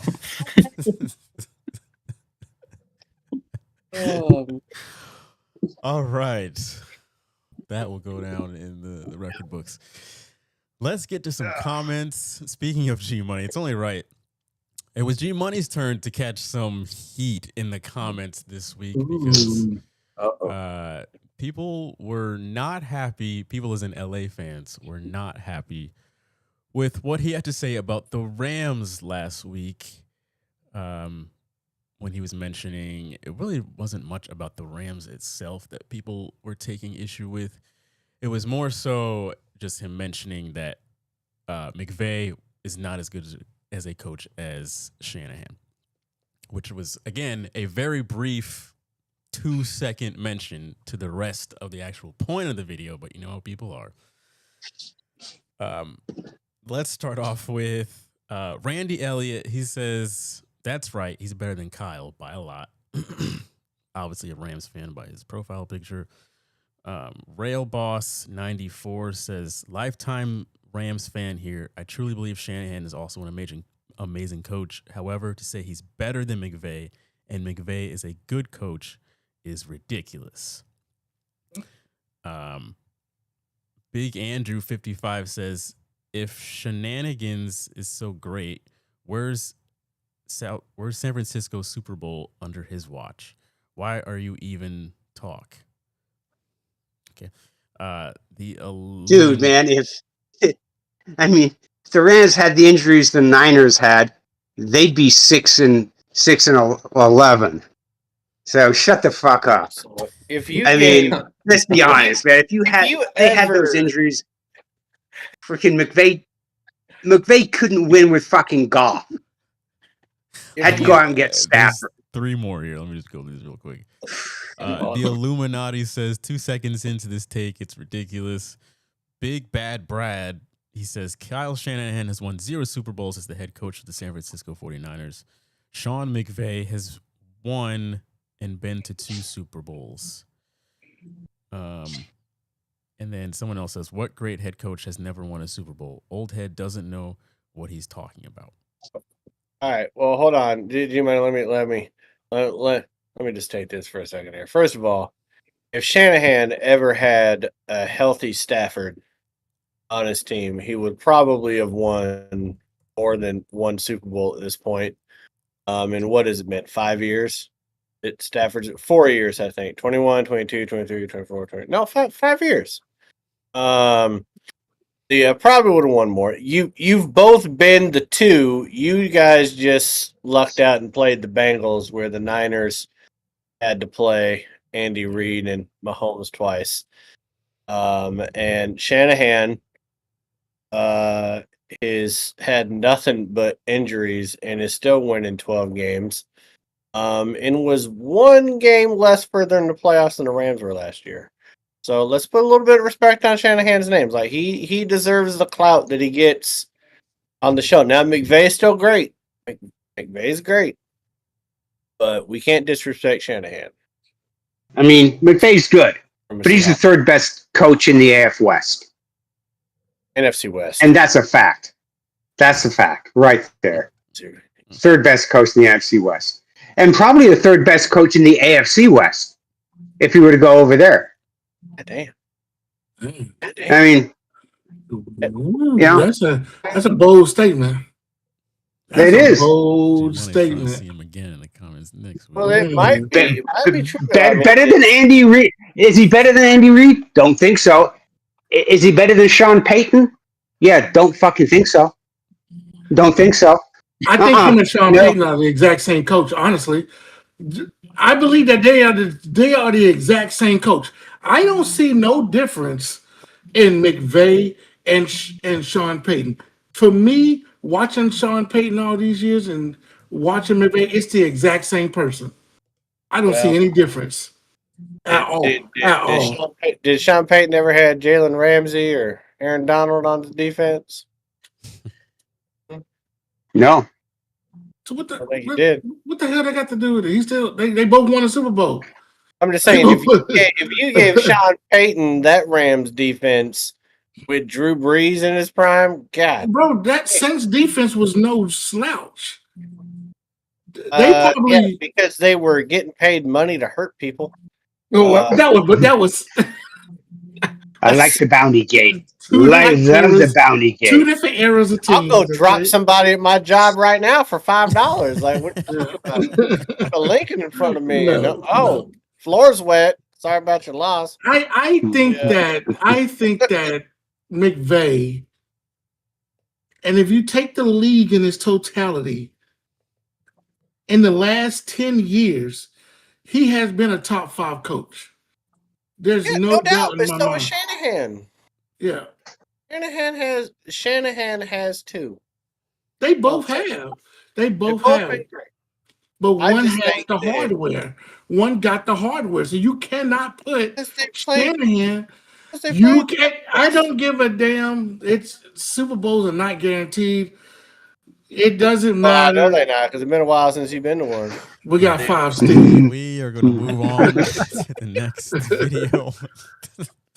I don't even know what we're talking about at this point. So let's hop into some WNBA comments on Facebook, because if there's a league that gets people more in their sure you want to do that? Than the WNBA, I don't know what it is. Oh. So this was from last Thursday, I think, when the Aces and Fever went to overtime, and the Aces did win that game. It was a great game.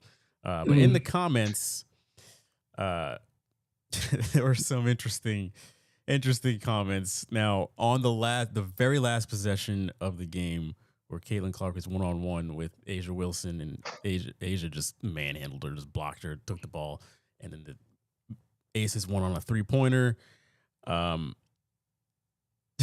Let me just read a few of these. Charles Green says CC must have had money on the game.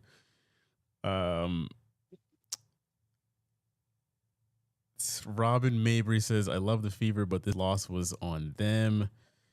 Keith Johnson, let's not forget to thank Clark for her contribution to the Aces win.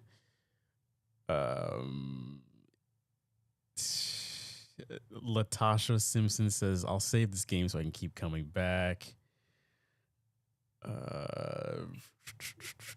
there's a few people saying like Caitlin Clark got embarrassed, and quite a few people were like, Caitlin Clark had all these turnovers in the game. Sometimes people, y'all drive me nuts. They're like, you never mentioned her turnovers. And then in today's video, I mentioned the fact that she had 4 turnovers in the first half of the game. And someone said, why are you mentioning your turnovers? I said, man, get out of here. Go do something in your life. Yeah, it was a great game. The people are just polarizing folks that just, I swear, y'all are not actually watching the games. You just get on here to talk about nonsense and use it as a soapbox. But yeah, that was a good one. The next one though is where this is where things got a bit dicey. So this was the Dejanay Carrington flagrant 2 foul on Sophie Cunningham that got her obviously ejected. The video went crazy. 3,500 comments here on Facebook. I'm going to read them all, so make sure you have a pillow. There was a lot of these I'm not even going to read. Well, obviously, but like there's a few in here that I'm like, y'all are absolutely ridiculous. Wayne Warren says, I love when they can't jump above 6 inches and they try and block a shot. LOL. God damn. Chris Wooders says it was funny to Indiana fans when Sophie did it, and then he got into an absolute flame battle with a bunch of Midwesters. The funniest one though was from Damasco Jones. He says, traveled first though. He's claiming that Sophie Cunningham traveled in the first place. That has nothing to do with the flagrant. The flagrant was still the flagrant. You can travel all day. You still can't flagrant somebody. They're gonna call it. I don't think Cunningham has Deja's DNA off her face yet. No, Completely. probably not. We have our very own Maitland Dennis. He says, "Tell me you want to ride someone's coattails without saying it." I said it.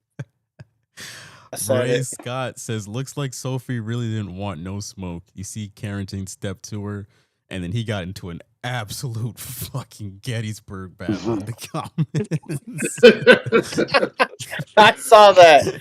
Saw those comments, and I was like, I'm not even stepping into any of this. This is whatever you say is a landmine. You put anything you say is a landmine on that video. I was like, nope. On that comment thread, I was like, I like my job. I ain't getting in. I ain't getting into that one. I already said one thing. Yeah, there is some wild stuff in here that I'm not even going to give the time of day. But if y'all want a good laugh, go ahead and scroll through those. But God, that league as of late has just been. Can we just play basketball and shut the hell up sometimes? The shut up and dribble crowd. I'm kind of with you guys right now at this point. Let's. That's the funny thing. It's the shut up and dribble crowd that's acting up. My fault. Are we going into what's up with that? We are going into what's up with that. All right, hey, I'm ready for it. You ready for this? All right, because it goes right into the WNBA. Lord, Jesus Christ! Already in place. You just couldn't. Yeah. We in trouble. We already in trouble. First of all, you guys remember when Hillary Clinton almost won the election, and they're like, you know what? We need a woman running this country because they're sensible and they don't get over their skis, and like you're not gonna have any of these issues.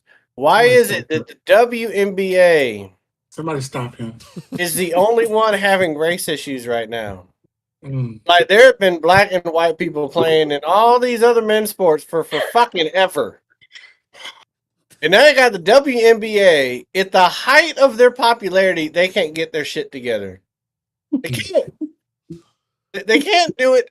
at all. They got nothing but a goddamn race war that doesn't need to be a race. Like, I don't understand what is happening. Like, can't just both be talented? I don't get it. And first of all, the Stephanie White, Mm-hmm. can you please just look down on your shirt and see the logo of which team you're coaching and start defending those players, maybe? And maybe not even lie. And she was like in the post game after that technical foul with the ejection was like, well, I didn't see the play happen live. And then, of course, people with TVs were like, well, we can zoom in. And you literally right behind them looking at what the fuck is happening. And there's been so many instances where Stephanie White has just, it goes out of her way not to defend her team. Countless times in interviews. I'm like, girl, like what type of locker room do you want to have? I'm sure that Sophie Cunningham and Caitlin Clark got a little kickback from the owner, but like, hey, like I'll do a little oh shit, what's his name? Yeah, I'll give you a little fly action if you'll support the coach. She might have some guaranteed money in that contract because they came out and support over. But she has not supported a single one of them the whole goddamn year. Every time Caitlin Clark hits the floor, she's like, well, it is what it is. Sophie Cunningham, her mouth is bleeding. She's like, well, I didn't see it live. Bitch, you saw it live. Like, it was a flagrant foul. Just call it a flagrant foul. But I don't understand this league, man. Like, they have the opportunity to be a great league. But all we talk about in the WNBA is black and white. Like, that's all you ever hear is black and white. Like, Sophie Cunningham does not want to be the poster child for the right. Doesn't want to be. Like, Caitlin Clark doesn't want to be that. Like, none of the other people, like, they don't want to. I don't understand why they can't figure it out. I just need politics to leave it alone. And I just need great women's basketball players to play great basketball, and let's just have a great league. But we're just stuck in the mud right now. Mm-hmm. The shame is they are like there's so much good basketball being played right now, and it is all a sideshow. It is a complete sideshow for all of this other nonsense. It's like, but y'all just watch the damn games. If you don't want to watch the games, then don't watch them and shut the hell up. You don't have to be here. In fact, you're not watching the games. You're just talking about it as if you are. Exactly. And they're missing out on, I can't remember her name because I'm bad with the names. The one chick, she got the wild hair with the goggles. Olivia she's Miles. Oh my gosh, she's wild chick. Wild chick with goggles. You're not making it better, June. No, she has been playing. I say wild hair, first of all. But she has been people missing out on the greatness of her because they're talking about this other BS. Because she has been great. She has been. You're talking about should be the new face of the league, and you need to have someone like that. That should be what this league is reaching towards. It's something like this. All this other BS that we're watching, we should not have. I agree with that part on Malin. We shouldn't have that. I just if I want to watch the league, I want to watch great basketball. The problem is like, why do you need a face? You have a bunch of faces. Right. Yeah. It can be like, listen, man, I have made a lot of jokes about Angel Reese and the me bounds and all that stuff, but she keeps getting doubles. Like, keeps happening. Like, she is talented. She was talented at LSU. I never understood the gripe she had with Caitlin Clark going in, and of course the W was going to play that up. Paige Becker's amazing. Aja Wilson, freaking astonishing. What's the girl's name in LA that had the knee injury? Yes.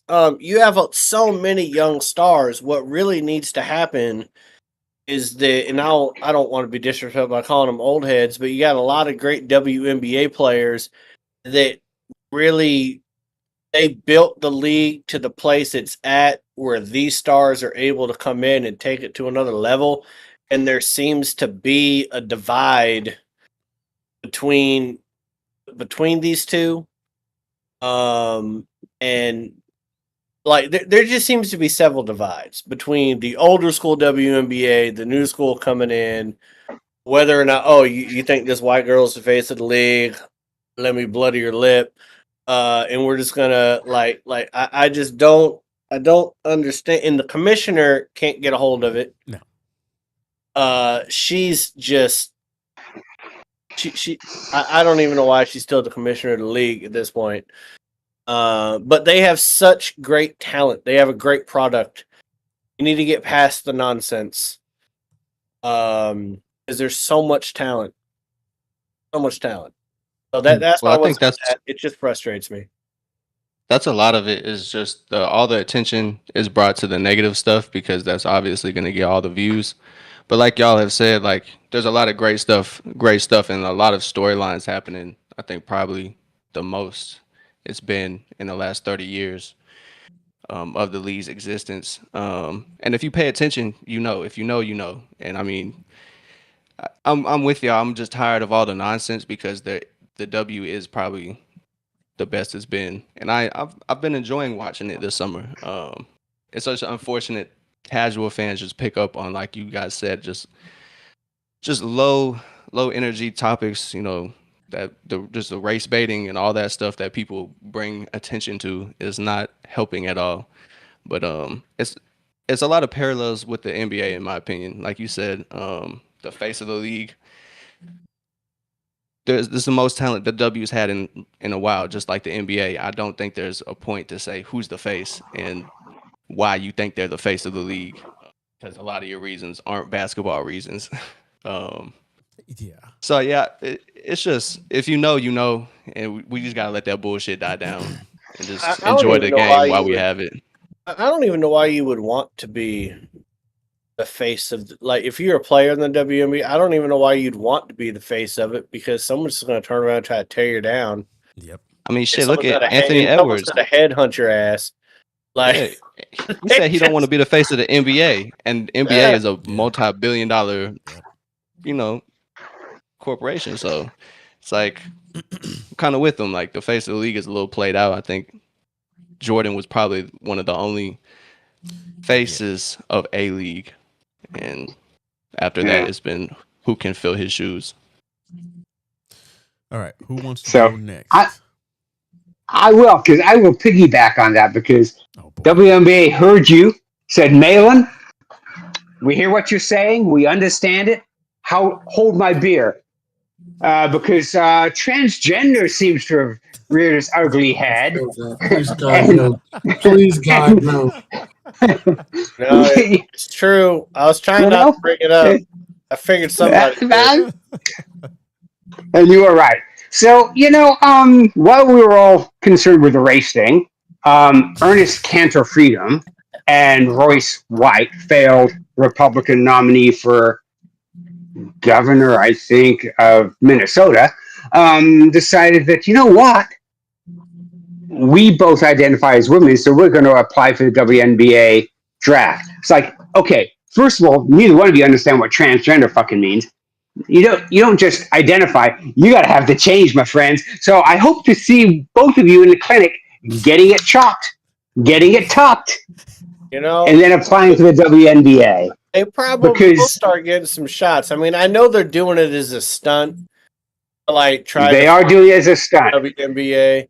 And that's another thing that pissed me off about the Indiana Fever coach, Stephanie White, is that she's like, well, I mean, you have so many other players that are like, no, I don't think that transgender females should be in the WNBA because they're biological male. And then Stephanie White's out there like, well, I mean, can we really define? Maybe we should, maybe we shouldn't. I mean, I haven't done a whole lot of research into it. It's like, what are we? I mean, you have one of the co-owners of the Seattle Storm going after fans that hold up signs. Yeah. Basically. So yeah, children. So it's like, okay, first of all, you all need to figure out where you're at with this. I mean, so you pivot from the race thing to transgender. None of it's a good look. None of it's a good look. And you need to figure out, because I think in their 2026 collective bargaining agreement, they said basically players who are women are only eligible for WNBA. So, okay, now you have to do a step further, say biological. I mean, look,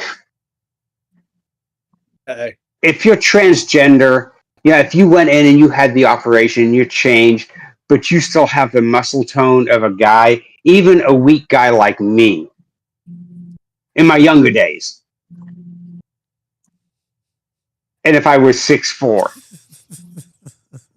I mean, 5'8" is not getting you nothing. I mean, I'm not Spud Webb, and I'm not going to be freaking dunking the ball. But, my younger days, if I was a little taller, I'd be a baller.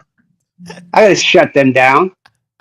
So, yeah, they really do need to take a look at that. And they need to pivot fast. There are some times when you don't want to disenfranchise fans, but yet by doing that, you disenfranchise fans. Because it's like, okay, you're transgender, come to the games. We enjoy it. We love you guys. But we're not going to let you play in our league. And there's a reason for that. And this is the reason. And that's all they got to do. If they end up in this league, it's going to be hilarious. And I honestly think that if LeBron James wins the title with Philly, he should just identify as a woman for 1 year and join the WNBA, win a title in the WNBA, and be like, did Jordan do that? Like, that would be hilarious. I mean, it would, but once again, if you're going to allow transgender into your league, then you're going to have to stipulate that they're not just getting the shots, they've gone through the whole transformation. That would stop these people that want to showboat and you go, look, see what they're talking about? They're woke. They're left. They're communists. It's like, shut the fuck up. You lost the fucking governorship because nobody fucking voted for you. This is the only way you're making yourself relevant. And Ernest Cantor, aren't you in fucking Turkey? I mean, what the fuck do you? Allowed.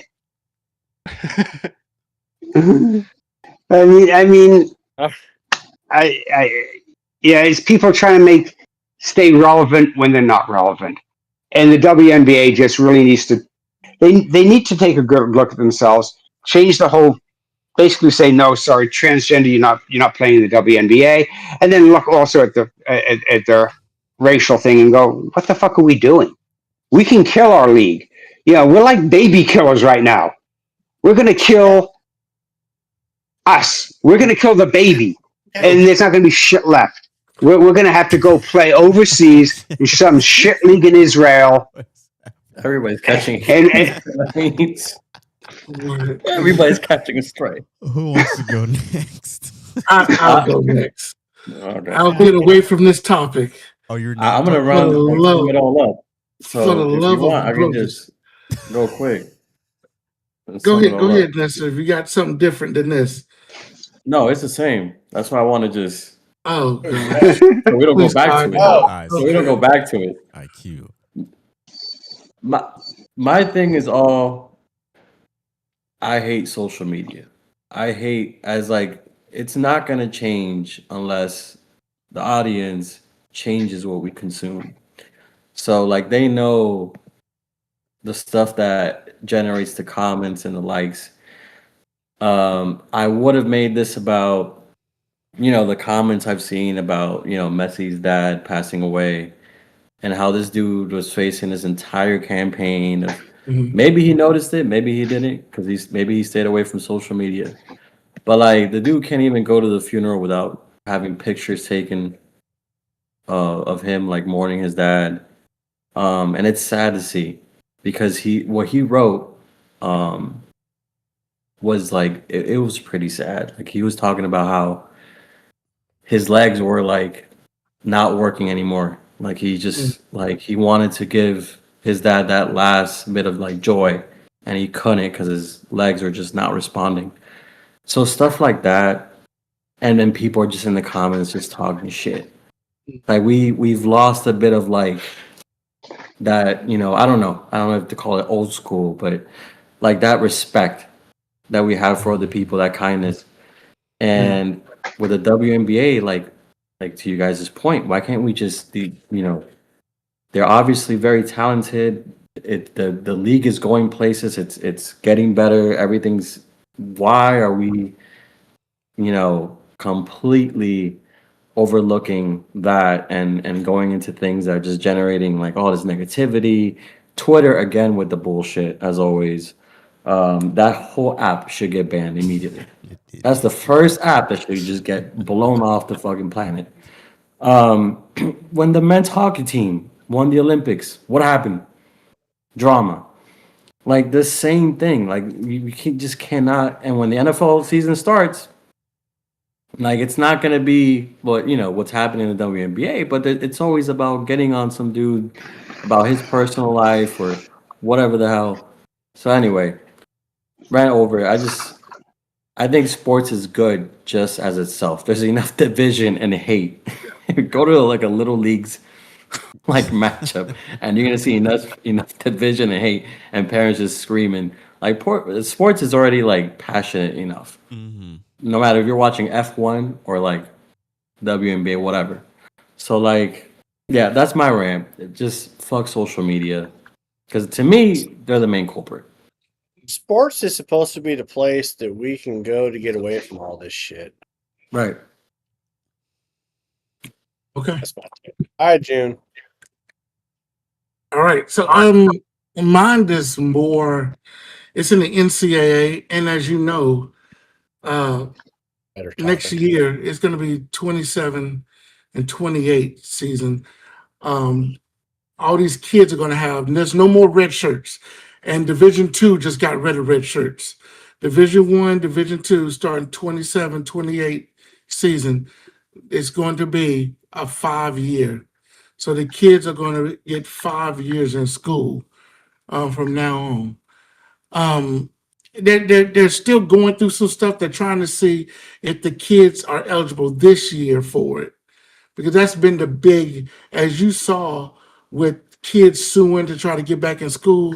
The Texas Tech kid tried to sue, and then it's getting confusing, and that's my problem with the NCAA. Why are you making rules like this when you still have not got control of the NIL deals? You don't have that control yet.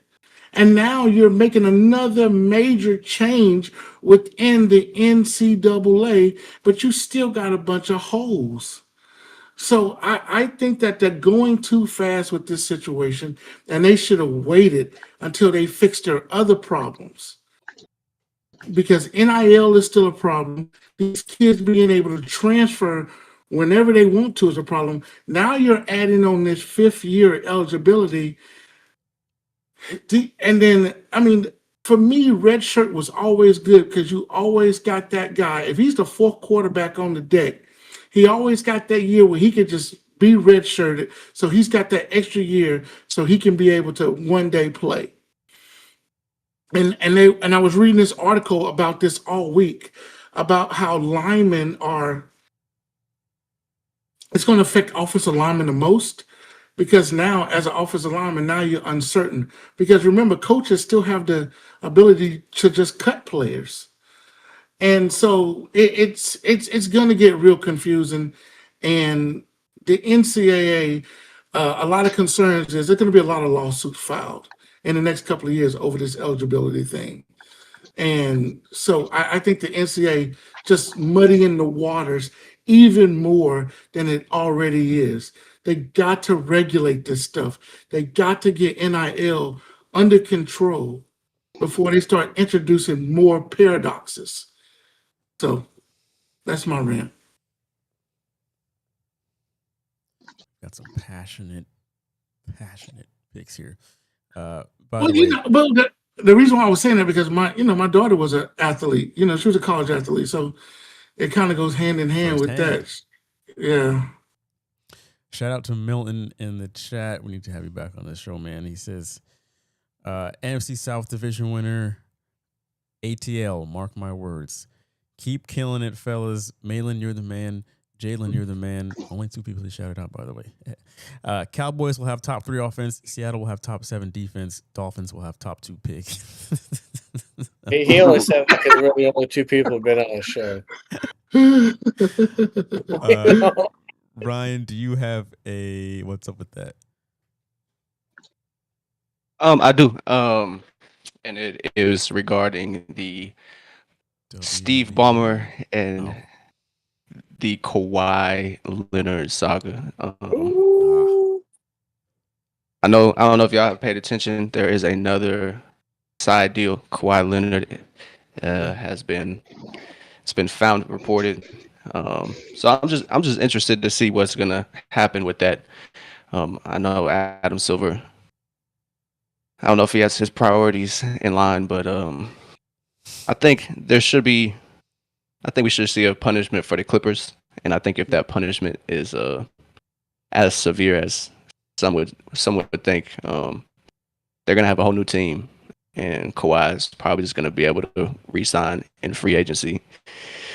So it'll be interesting. I think that'll shake up the landscape. To be honest, Keenan Wagler could land up in a whole new team. So if they do rescind the picks, so I'm interested to see what Mr. Silver has in store, because I think this will dictate a lot of his tenure as the commissioner. This should be a fairly big moment, and if he lets this one down, I think that the punishment should be that Kawhi has to stay, and that all of that money from all the other places he's been getting money needs to get thrown in the dead cap on the Clippers that would put them in to the other levels of luxury tax, and just really fuck that franchise up to where they got busted up Kawhi and afford nothing else. Because you need to make an example of this. You need to make Kawhi untouchable. Steve Ballmer, you need to. I mean, I loved the guy, all that energy. He wanted all them toilets. He was very happy about the toilets. But also, I mean, like you heard, like Kawhi deserves to be in purgatory with the Clippers, because there was also the report that came out with the Lakers. You guys hear about that? That he was asking with the Lakers. Yep. He was asking for an ownership stake within the Lakers, a private jet, and some other stuff. And Jeannie Buss shut it down immediately, saying that that's not allowed in the collective CBA. And so they stopped pursuing him because it's like his uncle. Yep. Yeah.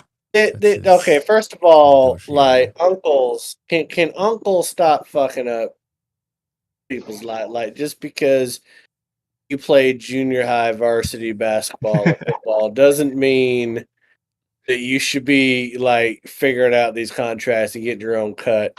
But like, they were asking for some wild shit from the Lakers when they went to the Clippers.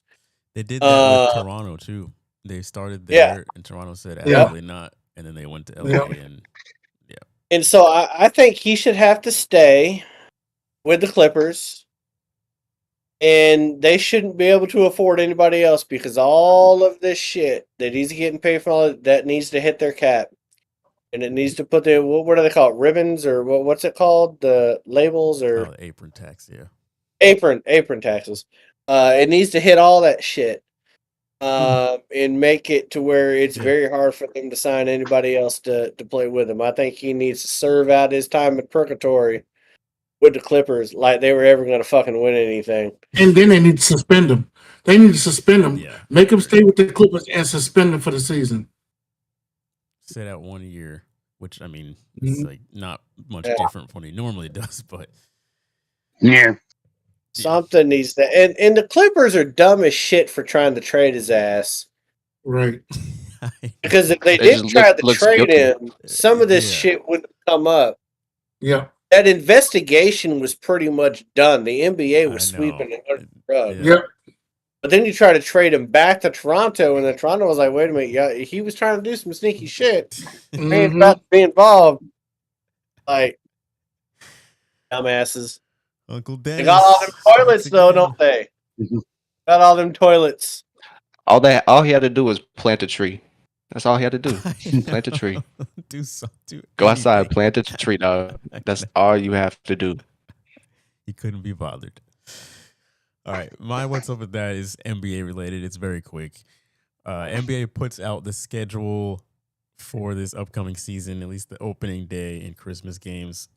Adam Silver, I love the fact that Philly at New York, you got them there to spoil those bastards' little banner ceremony. They'll bop them real quick, be done with that. Goodbye, Knicks. But that's not the first game. Why are the Celtics playing the Detroit Pistons at 3:00 on a Tuesday as the first game of the season? What the hell? Who's going to see that? Who's going to see that game? I don't know where the logic comes from this, but Adam Silver, you fucked this one up royally. The very first game of the season is at 3:00 on a Tuesday. And it's Celtics Pistons. Come on, man. I don't know what y'all. Ain't nobody going to see that damn game. Nope. Adam Silver watched the World Cup. He said, "We got to have afternoon games." Yeah. He took from it. Must have been. Jalen, I know we got to get out of here because it's 12:05, but I do have one more. What's up with that? No. One more. God, no. One more. God, It's no. funny. It's funny. Can you fit it in It's 60 funny. seconds? All right. Got to piggyback on that. What Washington Commanders quarterback sends a cease and desist letter to LSU because LSU is given number 5 to a sophomore cornerback by the name Pickett. And he does not want LSU to be able to use his name and likeness. And he's upset that they've given his number 5 that he won a Heisman with, that they've given it to this sophomore cornerback, DJ Pickett. So he has sent a cease and desist letter to LSU that You mean his mama has wear sent that number. his mama has sent a letter to LSU. You know, That is his mama who did that. 100%. He probably doesn't give a damn. Hell. Exactly. His fucking mama did that bullshit. The hell, like, if you want to think college football is in enough of a ruckus, we got, like, people being mad, other people using numbers that aren't even retired. God damn. Good old cease and desist. That's wild to me. Well, that's going to put a bow on this episode. Man, this one was all over the place. This was episode 300. Ryan, thank you so much for joining us for the last 2.5 hours. If you want to follow Open Gym TV on Instagram, YouTube, wherever, links in the description below. Be sure to go there if you want all things Atlanta sports. If you want to listen to a Cowboys podcast, perhaps, be sure to follow This Is Our Year podcast. That's down in the description below. June's show. Also, his TikTok is down there as well. With that being said, we'll be back here next week for episode 301. Have a good week. We will see you all next time. Peace out. Peace.